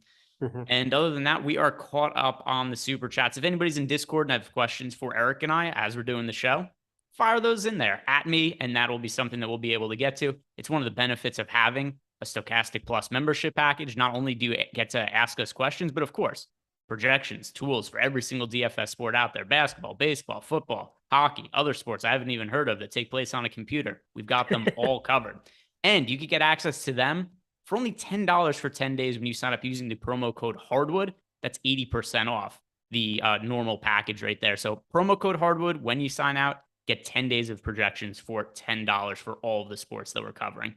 Let's start by talking about the guards, Eric, and just the pay-up options. The other day when you and I were talking, we weren't high on Harden from a guard perspective. We weren't high on Steph Curry. Neither of those really worked out for that day. For one of them, not our fault. We didn't know that Steph Curry was actually going to be playing full minutes. But James Harden played a very, very substantial role for the 76ers. Did you see some of the dribble stats for him in that game? No, I didn't. I just saw the fact that he was freaking on fire for all intents and purposes. 9 for 14, 5 for 9 from 3. So off the top of my head, I know there was an NBA reporter, Mike Adams, who had tweeted it, but this is how big James Harden's role is in the offense. And you could spin this into a positive or negative, but James Harden had something like 580 dribbles that game. The next, 480 dribbles. And the next most that any other player on the Sixers had that game was Tyrese Maxey, about 180. And James Harden individually dribbled the ball more times than the rest of the team combined. So if you watch the game, it was pretty apparent. The ball was in James Harden's hands a lot, and the offense was very stagnant at times because of that. Mm-hmm.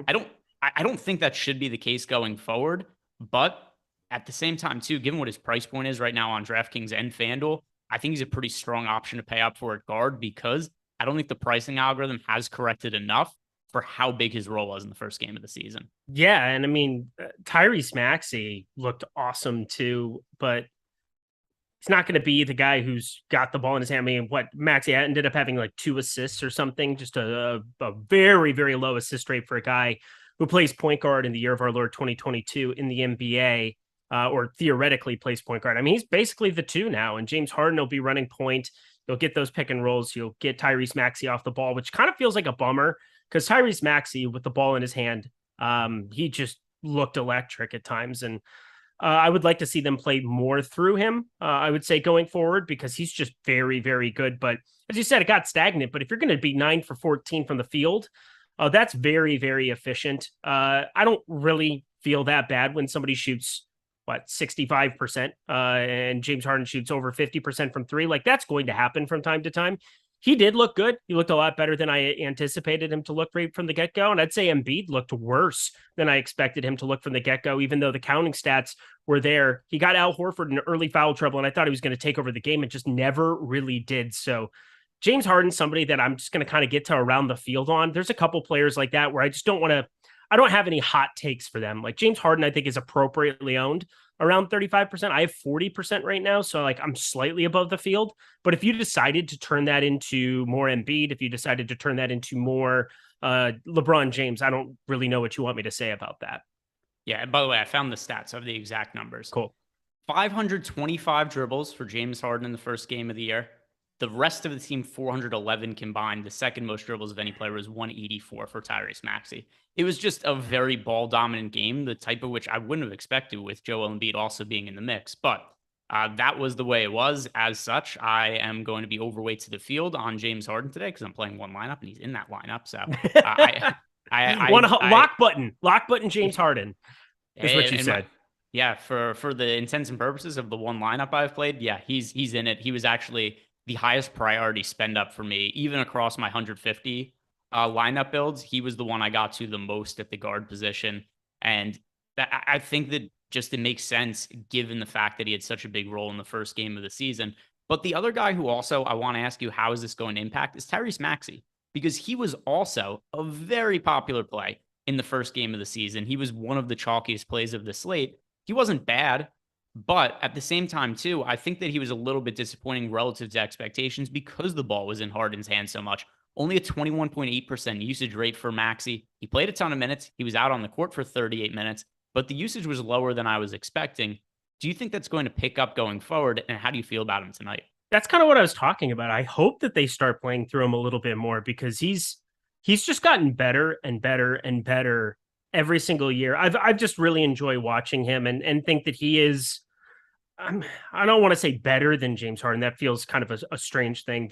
They're two guys who do kind of two different things. Tyrese Maxey can just get his own and create for himself more so than for others at times. But I would like to see them play a little bit more through Maxey. I'd rather he was the guy dribbling because he makes things happen quickly too, which can be good from a DFS perspective.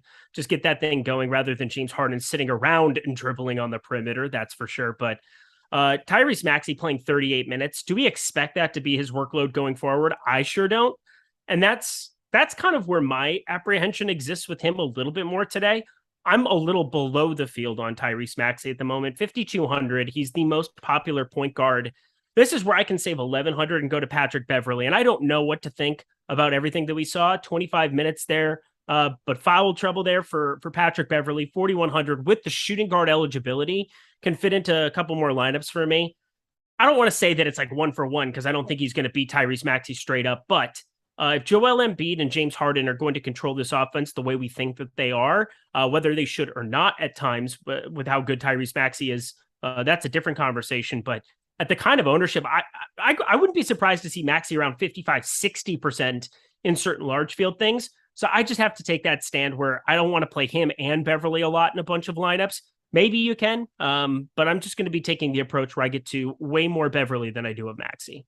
I also prefer Beverly, and that is actually also going to correlate to some of our super chats that we're getting right now. First, from Weatherman, he's leaving us the emote. I forget what these things are called. Jordan, you're younger and cooler than us. I know you just had a birthday, but what are these things called? The sexy pair that's on the screen right now? Okay, sticker. I forgot. I knew it at one point last year. I forgot. I've relearned again. Stickers. So Weatherman left us a sticker. How's it going? And it's a pair. Looks like he's being sexy and not wearing pants either, I believe. Oh my. Jorge, our guy Jorge, wants to know who is our biggest fade and best low-owned player for today's slate. So I know Jorge plays on DK, so it's a DK-related question. Eric, who's your biggest fade? Who is the player you think is the most over-owned? It doesn't have to be somebody getting 0% exposure to, but just who are the most underweight to relative to their current projected ownership? I mean, let's just go right to it. I have 0% of PJ Tucker. I am very surprised at his ownership right now. 38%. We're 38% for a 0.7 fantasy point per minute guy. And I've talked about PJ Tucker on the last couple of videos. I love him from a real basketball perspective. I do. He had a 9.6% usage rate against Boston, did exactly what you would expect. He sat in the corner most of the game. A couple of times he drove baseline, ended up having a couple of layups, but like he is so uninvolved because he never has to be. And there were times against Boston, I know in that playoff series last season, he had to be more involved because they were just lacking bodies. They were dinged up everywhere, whether it was Kyle Lowry, Tyler Hero. There were a lack of bodies. He had to actually do things on the offensive end. The Celtics kind of forced him into that. But that is traditionally not who PJ Tucker is. He is historically a sub 0.7 fantasy point per minute guy. I get it. He's 3,500. I get it. He gives you access to the top end guys. But there are so many other plays that I would rather take shots on who have actual upside and actually just go out and win you a tournament. I mean, I strongly prefer Kendrick Nunn. I strongly prefer for tournaments like Montrezl Harrell played the backup center minutes, and all of a sudden we're just going to disregard him. I mean, he played 11 minutes. It wasn't good, but like PJ Tucker is such a bad fantasy point per minute guy. And Montrezl Harrell is always around 1.1, 1.2, no matter which team he's playing on. For me, it's just like such a glaringly obvious, strange thing. And I get it. If you want to play the studs, if they're going to put up 70 apiece, maybe a 15 fantasy point outing from PJ Tucker shows up and wins you a tournament. But like considering 40% of the field about is going to be going there, that is a hit eject fast spot for me.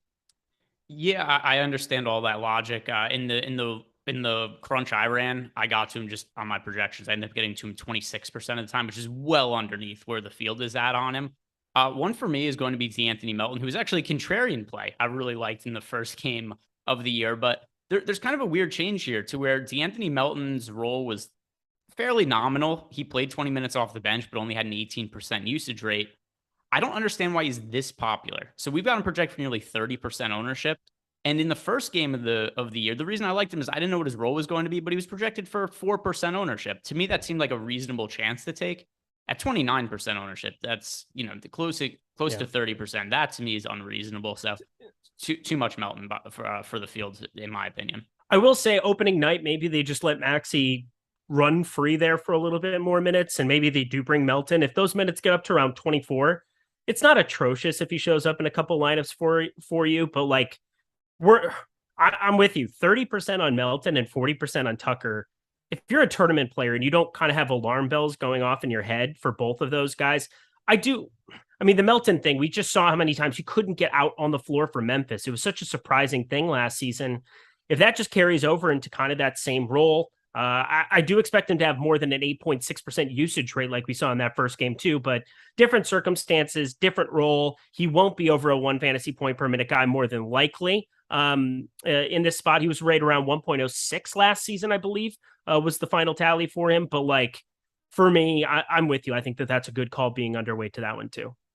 Yeah, once again, the other day, it's just totally different when somebody's 4% owned versus 30%. So it's not a risk and that's people taking box scores for gospel. It's like, oh, well, he played over 20 minutes and he's going to play more this time. Well, what if it's somebody else this time? Like there are possibilities for things to change throughout the season, I mean, for God's sakes, I'm going to play Javon Carter today. I mean, I have no shame.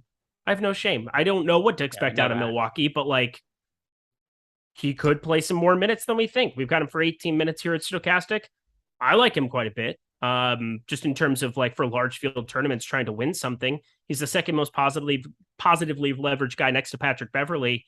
I talked about loving Bev. I mean, there's some uncomfortable things you're going to do on a 2-game slate, but like, let's not play super chalky guys that have such a clear path to failure when they're going to be 40%.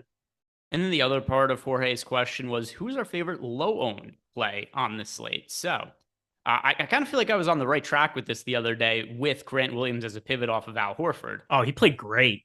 But one thing was, Joel Embiid got the entire Celtics team into foul trouble in that game. Horford got into foul trouble. Grant Williams got into foul trouble. Noah Vonleh got into foul trouble. So it was just hard for any of those big men to really play substantial minutes. And then also, they just didn't need to because the Celtics won the game fairly easily anyway. But for today, who are you going to as your favorite low-owned play of the slate? Let's say sub 15%. That'll be the mark.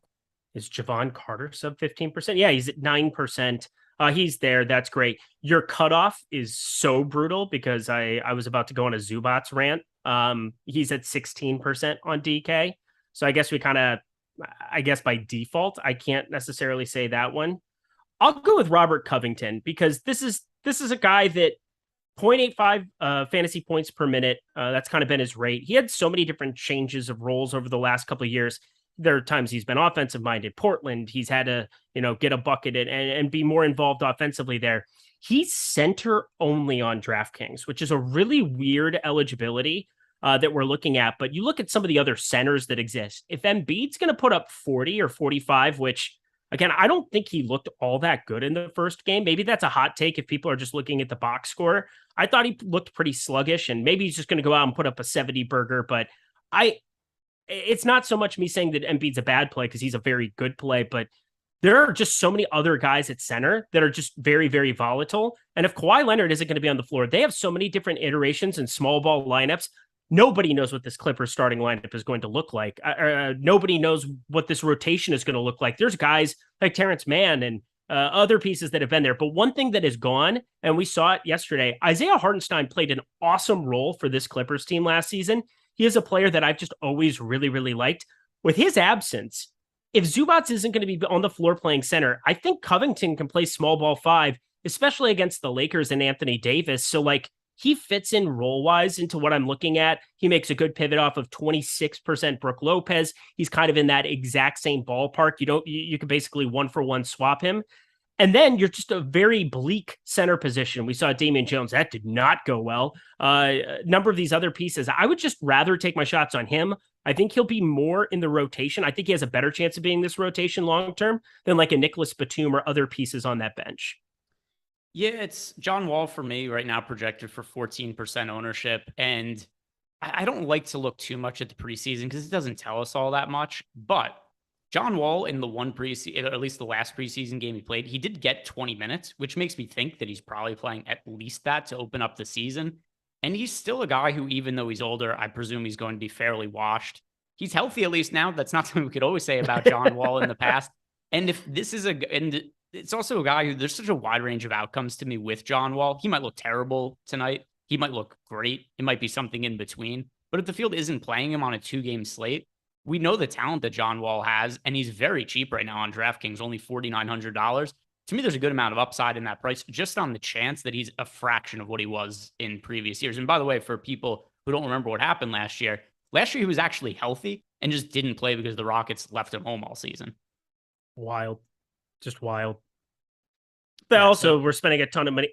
They did not want to risk having him get hurt and not having somebody at least help pick up some of that salary from my understanding of it. But I don't know. Yeah. Well, didn't they just buy him out this year? Oh, yeah. But I'm saying that if he gets hurt or so, I think John Wall didn't want to play too. I think that was pretty clear. No, John Wall wanted to play. Oh, he did? Yeah, and they wouldn't let him. Yeah, he was complaining about it. He wanted to get on the court, and they were like, no, we're not going to have you. Interesting. Yeah. They want to develop their young guys. Next super chat. I would want to do that too. Next super chat from Michael McKinney asking us his usual question. He wants to know who our 5 favorite cash game plays are over on FanDuel. over on So FanDuel. I'm let's not playing there, but I will pull that up here. So Giannis is 1. Easy. Bobby Portis 2. As for the other guys, boy, Grayson Allen is so popular over on FanDuel. Yeah. But cash games, you're playing him. Yeah. Patrick Beverley for me. I know he's not as popular as some of the other guys, but still, I really like getting to Patrick Beverley today. I understand his first game of the season was a disappointment, but he got in foul trouble so quickly in that game trying to guard Steph Curry. I guess it's still a little bit unknown what Patrick Beverley's exact role is going to be, but it's going to be more significant than he was in that first game of the season. So let's see. We've given him Giannis. That's 1. We've given him Beverley.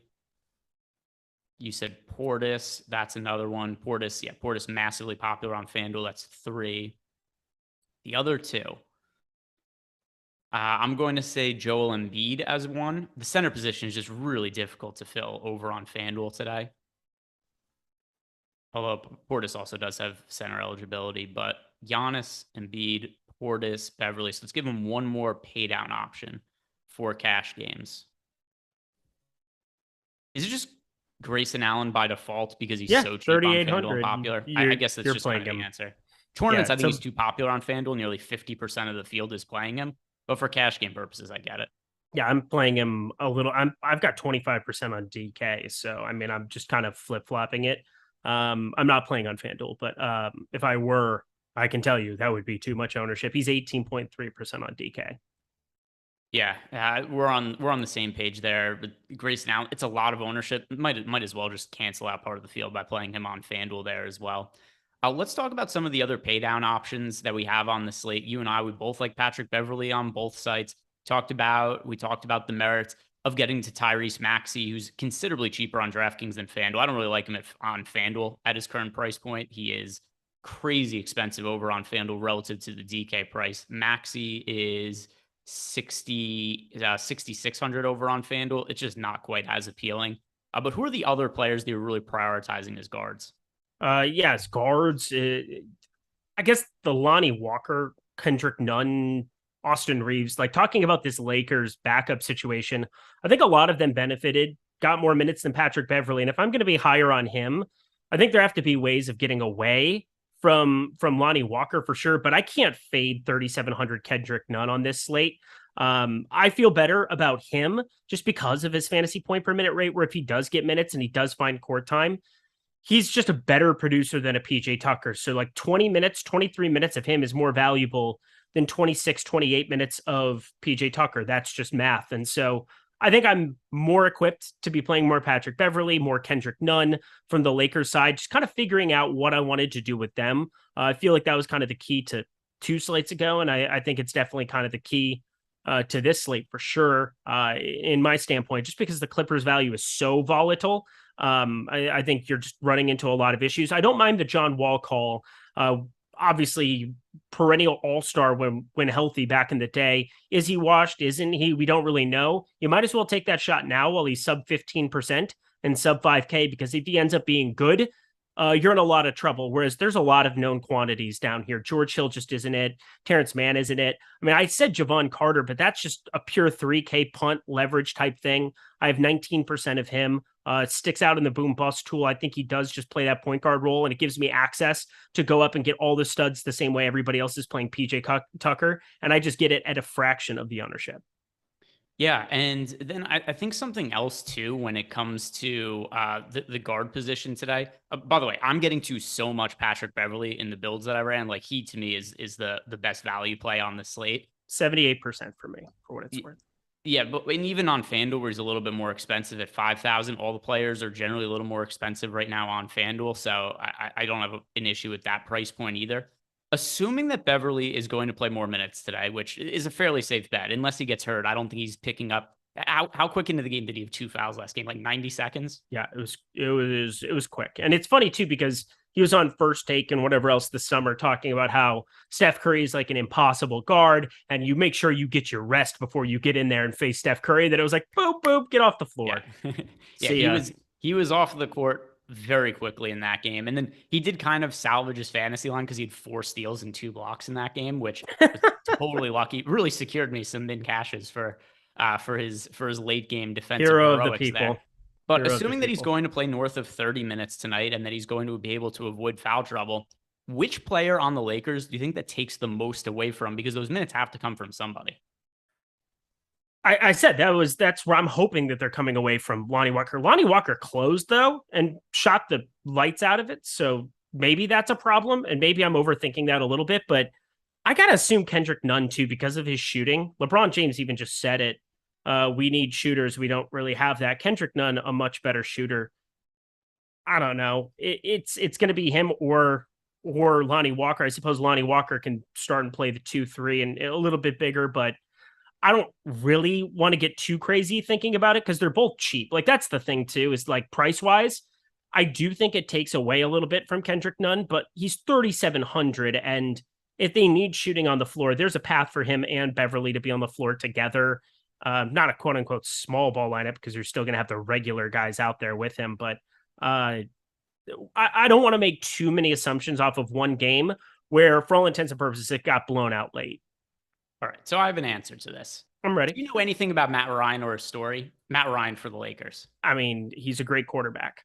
All right, a little washed. But Matt Ryan on the Lakers ended up playing 18 minutes off the bench. A year ago, he was a DoorDash driver and he worked night shifts at a cemetery. So cool. I saw that. I don't think that, by the way, this is how thin the Lakers are in depth this year. I don't think the intention is to play this guy close to 20 minutes per game. Nope. And I think he's the easiest guy to cut minutes away from if Beverly stays out of foul trouble. I would agree with that. I'm not going to enjoy it, but I mean, I got to cheer for a guy like that for sure. Flat 3K, but I would much rather play Javon Carter.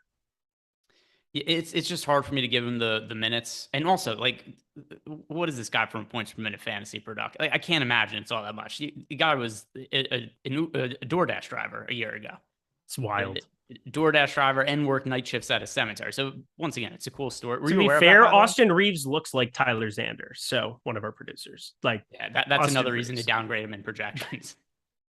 Thumbs down button on Fantasy Cruncher. By the way, the football show, yes. We have the NFL live before lock stream starting up right now. Simultaneous, yes. First time that I can remember in my history of being here in 2.5-ish years or so, where we have a simulcast going right now. So you guys want to check that out, go check it out now. Yeah, just Eric telling people to leave the show and go watch another show. Well, yeah, then we can have private time. No, we can have private time. No, we're crushing them. We have to crush them. On a 2-game NBA slate, we're going to make that our stand in life? Yes. Okay. It's a 2-game NBA slate or a 1-game NFL slate. What's worse than Thursday Night Football? NBA is where it's at. Literally nothing. I saw a trending, 16-4, the under in the last 20 Thursday Night Football games. The absolute, I hate football trends. Nothing drives me crazy. There's nothing. I literally, if I ever cite a football trend on a show, just punch me in the face.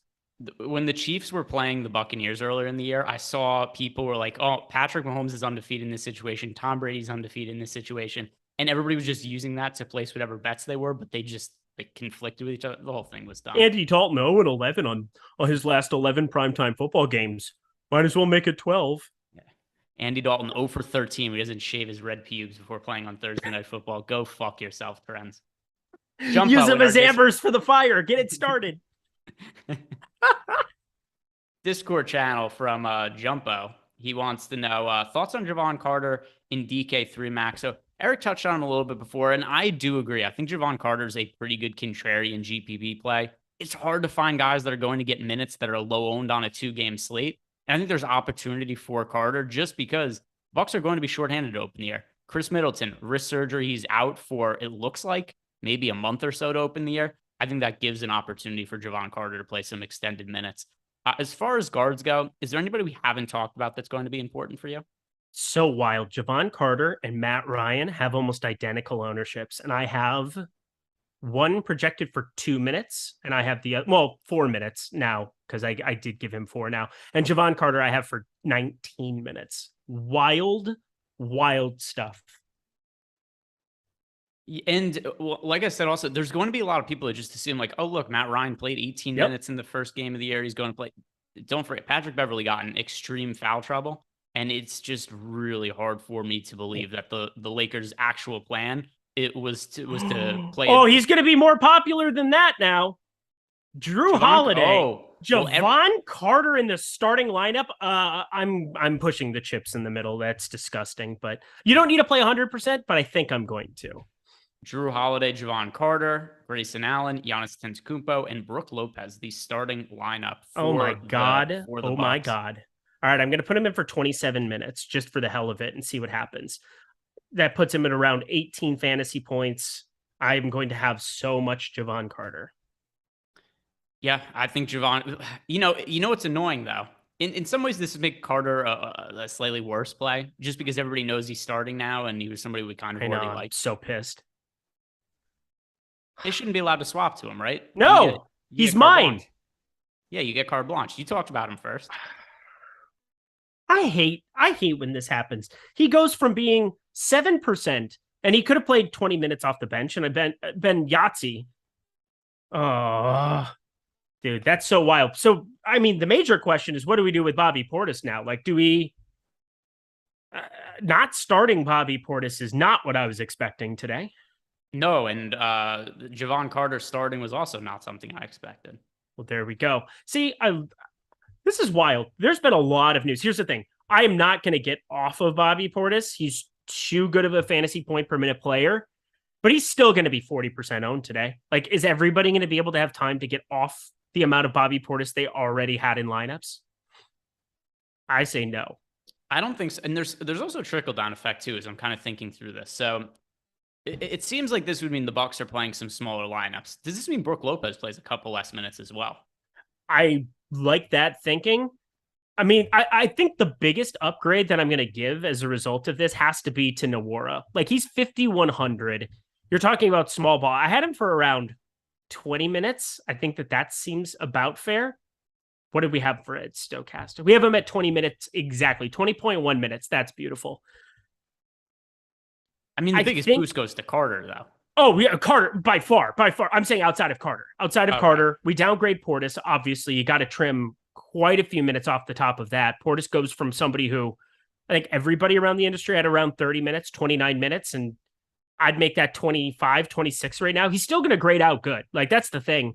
It's just going to be, is he overowned? And I will say yes. Right now, Bobby Portis will be higher owned than he probably should be. At 5,400, he can still go out and eviscerate the slate. He could still control a lot of the offense, but second unit is very clearly, to me, Jordan Nwora now. Well, no, but I think Bobby Portis leads the second unit now. Yeah, but I'm saying, but both of them out there together, I'm just thinking through what's going to happen.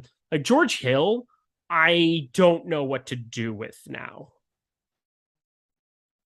I don't have very much interest in George Hill. Yeah, he sucks.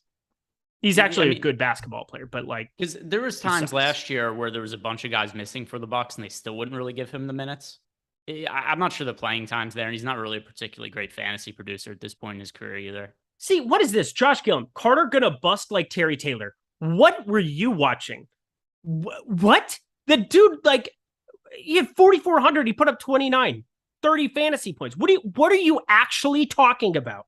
What are you talking about? I mean, I don't know what he's talking about at all.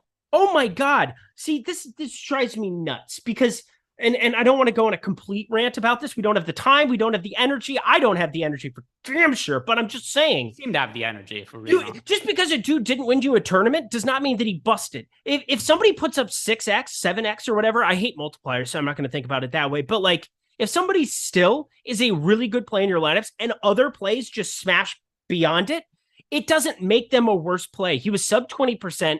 Found out he started late, had no Miles Turner because a ball boy put a ball under his foot, apparently, or good times.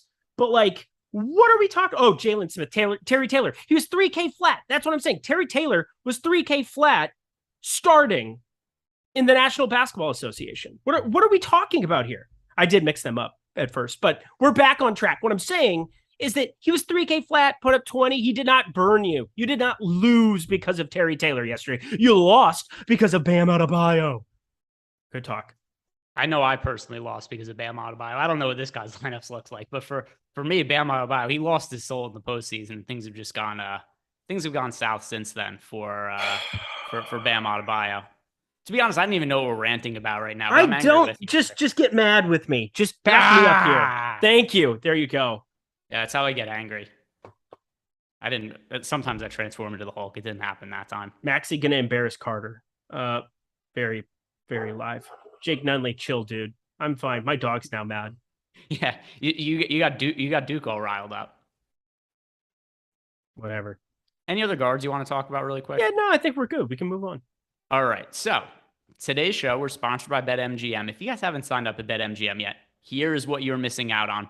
$200 that you are basically going to be getting for free, because all you have to do is sign up by clicking on the link below, and then you head on over to BetMGM. When you place a $10 bet on any NHL money line, they're going to give you $200 as long as the team scores, which is going to happen. Hockey games don't finish 0-0. I'm not a professional in the hockey realm, but games don't finish 0-0. There's no tie. So it's going to happen.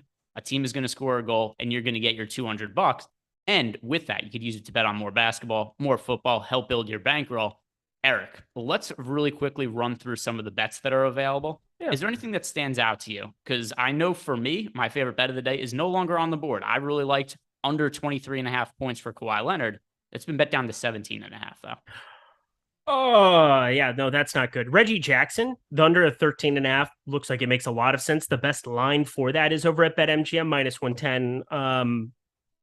We're guessing at a lot of the minutes for a lot of these guys. John Wall, there are a lot of passes. Reggie Jackson's on the floor a lot. Kawhi Leonard, Paul George, Norman Powell, everybody except John Wall in the second unit. There are a lot of paths where Reggie Jackson does not go over that 13.5 number. I think that that's a little bit too high for my liking, even though I loved Reggie Jackson a lot of last year, ripped to one of my favorite rosters throughout the season. But you got to short it. You're playing the number. We have a 58% expected win percentage for that over at OddsShopper as well. I think that one stands out to me. Yeah, I could get behind that as well. Where's Anthony Davis? See, here's what's annoying. The bets that I placed earlier are all gone now, and now I have to find new things. All the more reason, by the way, also, if you guys aren't in the Discord chat that Eric and I are in, you get free access for a week. You could sign up either using the promo code ELInsider or GE Insider. And then when news breaks, I could just post the bets as opposed to trying to find stale lines on Live Before Lock hours later. So go check that out. And it's risk-free to you guys for 1 week. And that'll be a good way to get some access to us and ask us questions as well. Forward position, if you guys have the ability to spend up, I think Giannis is the best overall pay-up option on the slate. And another thing also that is going to happen with the Javon Carter value that just opened up, it is way easier to get to Giannis than it was even a few minutes ago. So I think Giannis is definitely the best pay-up option on the slate. Before, when I built some lineups, there was the thought that like, okay, well, if I'm playing Giannis, it makes it harder to get to guys like LeBron, AD, Harden, the same lineups. Not the case anymore with the 3K Javon Carter playable. Giannis is my favorite pay-up option tonight. Yeah, mine too. I'm probably going to be near 100% now if I had to guess. And then where do LeBron James and Anthony Davis fit in the mix for you as far as spend-ups go? I mean, it's going to be a lot easier now because I went from having 30% Javon Carter to having a lot more of that. So my guess is that as I finish everything up here, which I'm going to do now, we're having such a nice time. Everybody's having a lovely time. I'm very calm, in control, like Animal from the Muppets. That's me. You don't know what I'm talking about. Jordan Klein never saw the Muppets. You don't know. I never saw the Muppets either. I'm an adult. Do you, by the way, do you get like angry there also? You go there, somebody brings up some value option or something in DFS that was mediocre, and you just start yelling at kids and knocking popcorn out of their hands? Yeah, Kirby Frog here. You have an absolute atrocious take. There it is. Is by the way, is Muppets for children or is it for adults as well? It's adults as well. Like the balcony old guys, they're funny. They're actually funny. If you don't think they're funny, you don't have a sense of humor. Those guys are hilarious. You go to Disneyland, you got to enjoy them. I don't doubt it. It's just not something that I've seen before. But I'll take your word for all of that. Go watch the Muppets movie with Amy Adams and what's his face. It's good. What are you talking about? Am I a man or am I a Muppet? It's literally Flight of the Conchords. The guy from Flight of the Conchords wrote it. I think he might be closer to a Muppet than a man, if I'm supposed to answer that question honestly.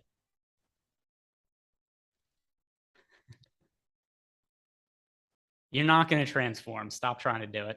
Super chat from Malcolm Revamp. He is asking us, who are the core value plays for DK and FanDuel cash? So with Javon Carter starting, I think that he is certainly one of them now. One. Giannis as a pay-up option. Patrick Beverly, another one for me. I would call those to be the 3 real core value plays, right? The 3 core plays overall. Yeah, you're just playing lots of them. End of story. Gerardo, best pivot from Grayson Allen, huge field GPP over on FanDuel. Did we get an updated ownership yet on Javon Carter? No, we did not. I updated it on my end. Let's see. Do we have it updated here? No, we do not. Who would you call the best pivot off of Grayson Allen on FanDuel? He was projected to be super popular. We've got confirmation he's starting. He's $3,800 over on FanDuel. I don't know that there's a direct price point pivot to him, though. I mean, Melton is better than Grayson Allen at the exact same number. Yeah, he's also really popular. Yeah, I know, but I was just saying. The word isn't pivot. Like $3,800 Grayson Allen, you're basically just hoping he completely fails there. I think getting up to Kendrick Nunn makes a lot of sense at 4,200, trying to take that shot, but I probably don't want to have Beverly. Like it's tougher on FanDuel. I'm not playing there today, but Beverly's 5K. It's a little bit of a different situation. 4,200 there, kind of similar differences. Like 3,700 and 4,100 together on DK can work out a lot more than I think a 5K Beverly and a $4,200 Kendrick Nunn are going to work out together on FanDuel. Does that make sense? Yeah, I mean, I just don't think there's a direct. The thing I'd actually call closest, Terrence Mann is $4,300 on FanDuel. I think that he's a decent contrarian play because we don't know how much Kawhi is going to be limited. I assume he's not playing full minutes. Is he somebody that you're getting to at all, really? Who? Kawhi Leonard? No, I'm not. Okay, I'm not playing him on DK. I'm not playing him. Yeah, like so, I have 6% of him. So the reason I think of Terrence Mann as a decent pivot, if you have the extra salary to get there, is just depending on how limited Kawhi Leonard is. A couple of things happen. The less Kawhi plays, I think the more Terrence Mann plays, and the less Kawhi plays, the more usage Terrence Mann gets. So at least relative to current ownership, where Terrence Mann is projected for 3% ownership, and then you've got on the high end, Grayson Allen, D'Anthony Melton project for close to the 50% ownership. I think that's the closest. Still, with that said, he's a little bit more expensive. Yeah, I said there are a lot of things in play from the Clippers side. There's also, let's not forget, the Lakers didn't exactly look that good on opening night. Blowout, something like that happens. You're looking at a lot of paths where Terrence Mann can work out in that regard off of Grayson Allen. So I think my approach would be on FanDuel. If I played a lot, I would probably be fading him over there. But I'm saying if I did end up playing a lot of him on FanDuel today, I would be for sure just late swapping like crazy to lower own pivots if it didn't work out. If it does work out, you can just kind of keep everything, keep the plan there. But like you want to probably get to Kawhi in some capacity. So kind of pay attention to where they're at in terms of your roster. So that like in the event that Kawhi plays more than we think, there's at least paths for you guys to try to get those min cashes. And over the course of a long NBA season, you just want to find paths to get away, especially on like a 2 or 3 game slate from what you know the mega chalk's going to be. That's LeBron, that's Anthony Davis, and the late night hammers. So like still find some paths to get to Kawhi in that regard. But otherwise, you're right. Like for me, Terrence Mann would be somebody I would get to lots of if Grayson Allen didn't work out in my lineups. Do you have a preference between LeBron and Anthony Davis for tonight? Because I know that's going to be a decision point for a lot of people. We've got LeBron, a little bit more expensive than AD, but still, these are two guys who are both underpriced on DraftKings today. $9,300 for LeBron, $8,600 for Anthony Davis. Over on FanDuel, AD is priced $9,900, still a little cheap compared to where he would normally be. And then on FanDuel, $10,800 for LeBron, a little bit more of a fair price point as well than the DK salary. So LeBron versus Anthony Davis, do you have a preference for this game? Yeah, it's still LeBron. The $700 is there. And if you're going to give me them both, very, very popular, there's a 16% gap, but there kind of should be. And it's very obvious to me that that's just an assist rate. Like the difference between the two and the reason that you should have more LeBron James and why we see that ownership discrepancy is just a guy who had 8 assists compared to a guy who had 0. Like Anthony Davis is out there to score the basketball. He's not out there to create. LeBron James, they're going to play through him all season long like they should. There's no doubt about whose team or who calls the shots there. It is LeBron James. And for me, that just gives him a little bit more built-in floor where I think Anthony Davis is going to have those games where he puts up 60. He just goes out and scores 40 real points. But like That's a little bit more scoring dependent than what I would want at pretty comparable ownership.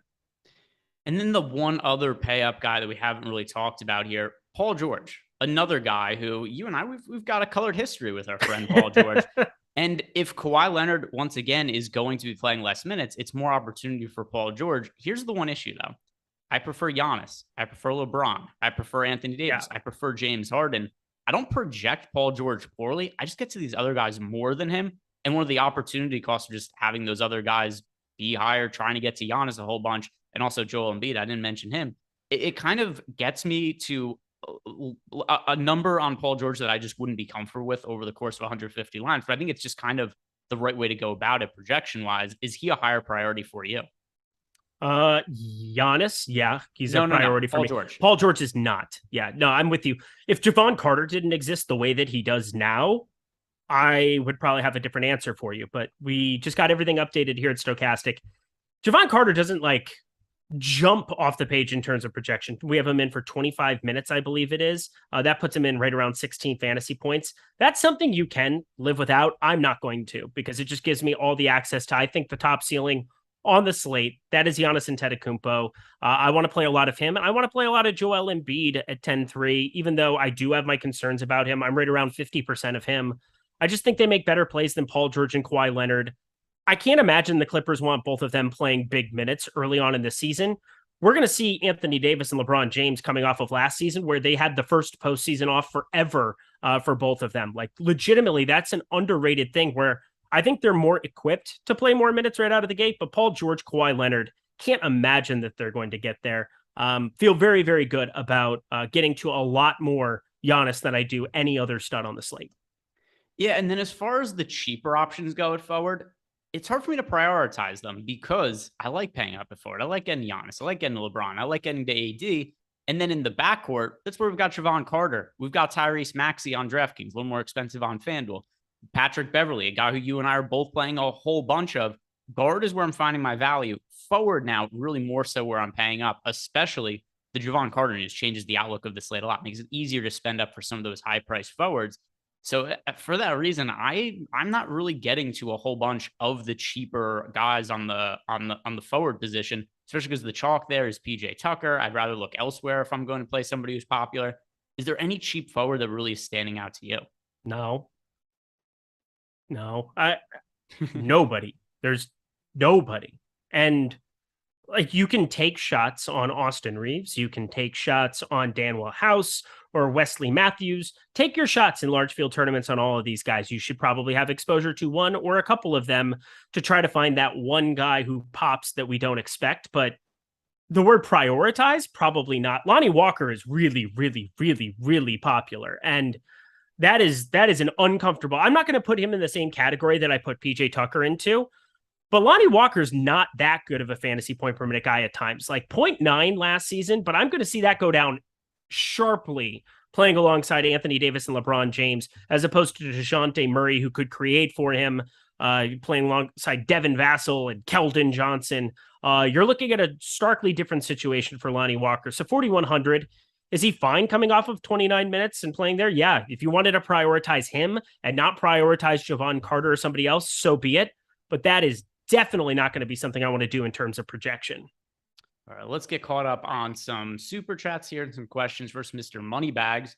Maxey or Portis? DKGPP, last man in. Maxey. Maxey, yeah. Super chat from Gray Haired Gaming. Wall, PG, LeBron James, Portis, AD, Carter, Nwora, Walker, DKGPP. Love it, hate it, meh. Wall, Paul George.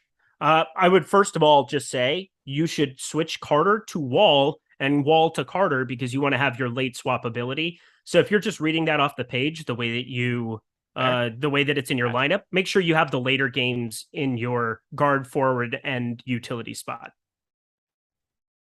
Yeah, as for the other guys, I don't really love having Portis, Nwora, Carter all in the same lineup. It's a 2-game slate. I don't think you have to make any Harden rules, but if you're just hand building one lineup, my preference would be to not have Nwora and Bobby Portis both in that lineup, just because They're both coming off the second unit. I don't know what the minutes are going to look like for either of them now that Bobby Portis isn't starting.